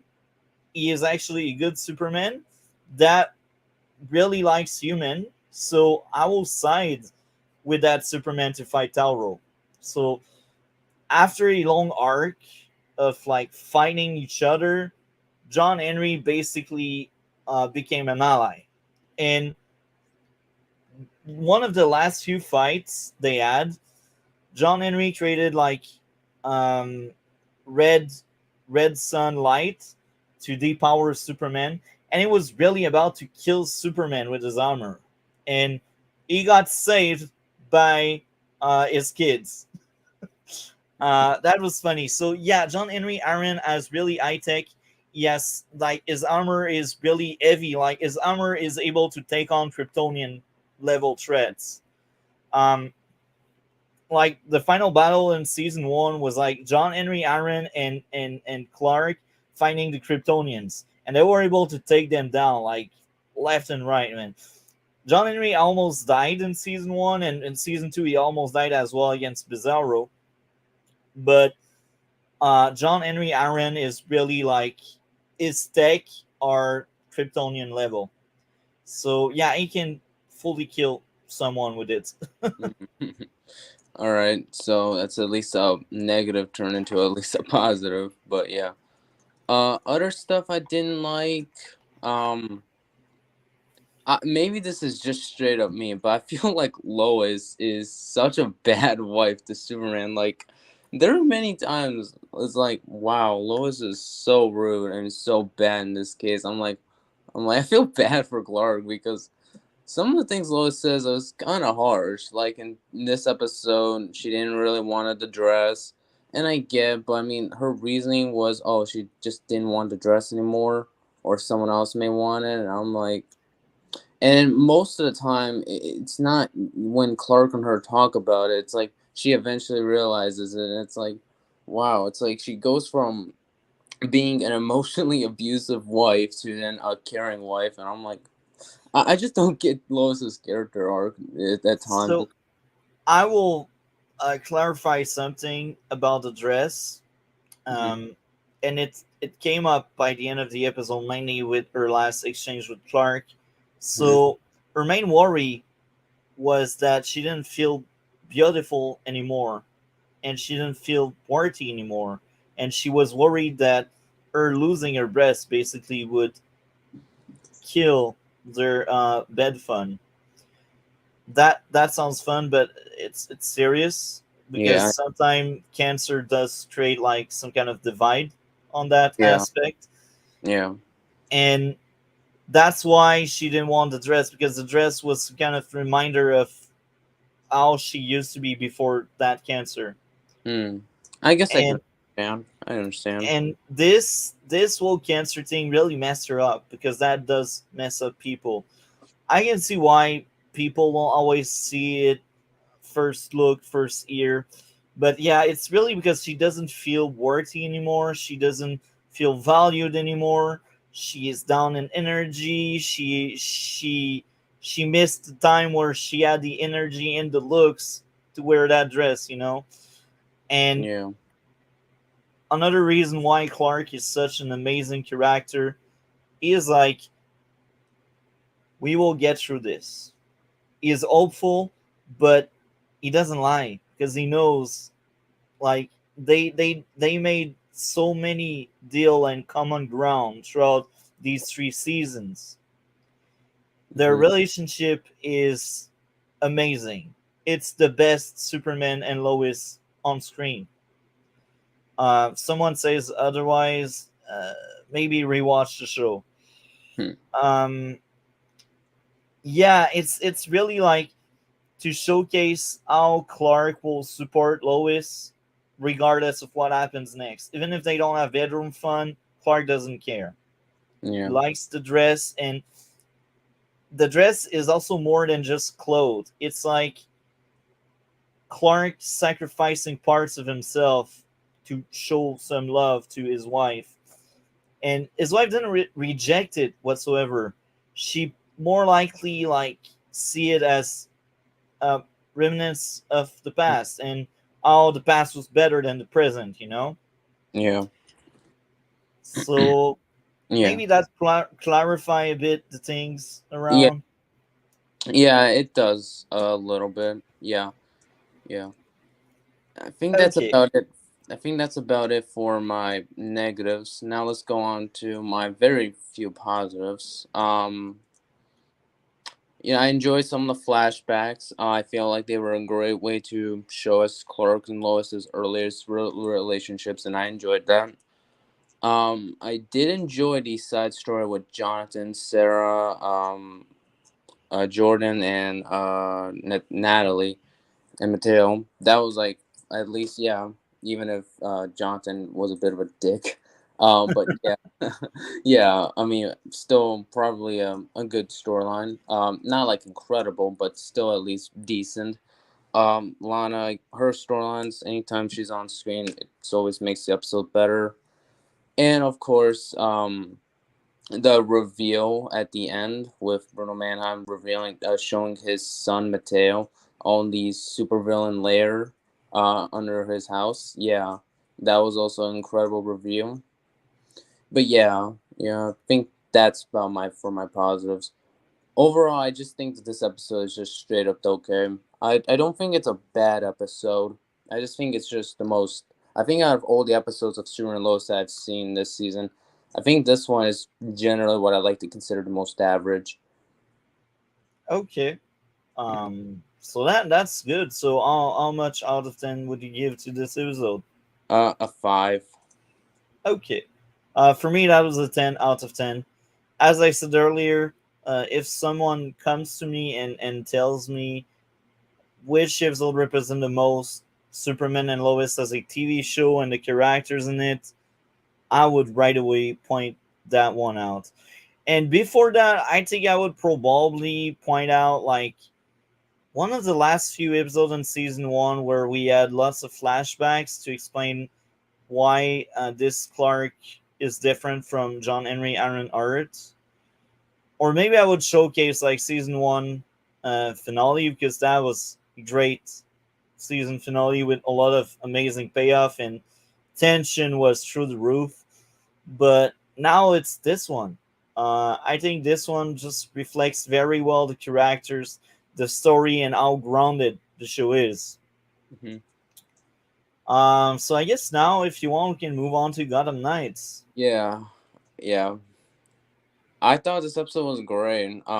It's definitely one of the weaker episodes this season, but it still is a good episode. I'm gonna quickly start with my negatives. I guess the one negative I had was I did not like Duella Dent's mental breakdown about saving Turner. That part I didn't like. But apart from that, I thought this episode was great. I enjoyed the scene where Turner is stabbed with the fear toxin knife, and he begins to hallucinate stuff that isn't real. And I also enjoy some of the, I like some of the bonding that Stephanie and Harper have been getting because these two were both like antagonistic early in the season. Um, yeah, and I also like how while later on when the group reveals that there is there is a secret behind the maps, and it's like it might be repetitive on every Arrowverse show, but I mean at least it makes sense to the overall storyline, and I like how this episode actually progressed the storyline. um Harvey Dent's storyline I thought was great. With the reveal that it's that he's where, especially the end where he finds out he has a where he's revealing he's watching his like a split personality, and yeah, I enjoy that because it's basically either foreshadowing a future season with Two Face or later in the season, which I'm really enjoying. Yeah, and I also enjoy Lincoln March as a character in this season, as how he went from as a villain, I should say, because of how he's generally at first seemed like a very good guy before he turns out to be a bad guy, and you see how personal he is to the group, being Brody's father essentially, and also being personal to Gotham as well. Yeah, I think that's about it. Okay. So I personally thought, just like Cole said, it was a dog shit episode. I really hated the guts out of it. The only thing I could praise was Harvey Dent. I like so much that character. I don't care about the rest. I also thought that was inappropriate because there was a scene, the seduction scene was first of all inappropriate. Second, it was eye rolling bad. Um, the first reason is I'm an adult, and you don't see it because you're basically the same age as these characters. But as an adult, to see other adults write characters, teenagers like that, all seductive, it feels inappropriate. Because keep in mind, she's like 15 trying to seduce a, what, 20 ish, 30 ish guy on the construction site. Mm-hmm. Um, it's just inappropriate for me. Um, maybe I see too far, but uh, I like in animation it's not that bad because it's animation, and in live action you have actress. So what are the writer trying to say in that? Do they think they're like super beauty, and why would you have these ideas about teenagers, even if the actresses or the actors are older than their characters, they still have that fantasy on their mind, and I think this is kind of twisted. um, Having that kind of fantasy because it's clearly written by adults, I don't know how old the writers are, but they are still adult, having that fantasy about a teenager basically seducing them because woman. Hmm. I think it's really inappropriate. And maybe it's by accident, but maybe it's in purpose. Who knows? Outside of that, man, that episode has basically the same issues as any other past episode for me. That was actually one of the worst episode this season. I thought that was a nothing episode. Yeah. What would be your grade out of 10? A 9. Oh, interesting. So I gave a 2.5 out of 10. That was really rough for me. And side story I will share with you as well. I shared it with Cole, but I was on call right last week and previous weeks. Like for the last month, I was basically on call for different agency and security. And by like one of my shift last week, it was around 3 a.m. Most of my work duty were kind of over, and I had like 5 hours to kill, 6 hours to kill. So I decided to watch at work this episode, and man, that was rough. Almost every 5 minutes, I needed to pause to swipe page to mark down my notes. So yeah, I really didn't like. So man, anything else you'd like to add? Not for me. I had a blast this week. Thank you Yeah. again for coming with us. Have Yeah. a good rest next Yeah. week. Have a good vacation, if I can call it that way, without being too offensive. Yeah. I hope you will get better with that rest. And Yeah. as I said many times, um, things actually get better. Um, and man, it's in your end, you know. Yeah. Um, so you are a great friend, and I really appreciate having you around. And don't hesitate to hit me up if you need to talk, man. You All know right. where to find me.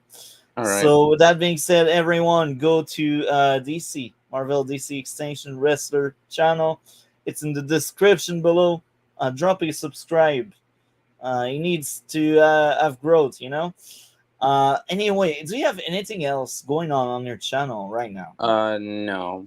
No. What can they find if they subscribe? They should be able to find some like like superhero stuff, some movie stuff, some WWE stuff, some prehistoric stuff, and some like creative stuff, who would win fight stuff, those Walking Dead stuff, those kind of stuff. Yeah. So, man, here again, thank you very much. And I wish you a great night. And everyone, don't forget to like, comment, and subscribe. We will see each other in future video and stream. And DC, have a good night and take Yeah. care. Yeah. Have a good night too. Bye. Bye.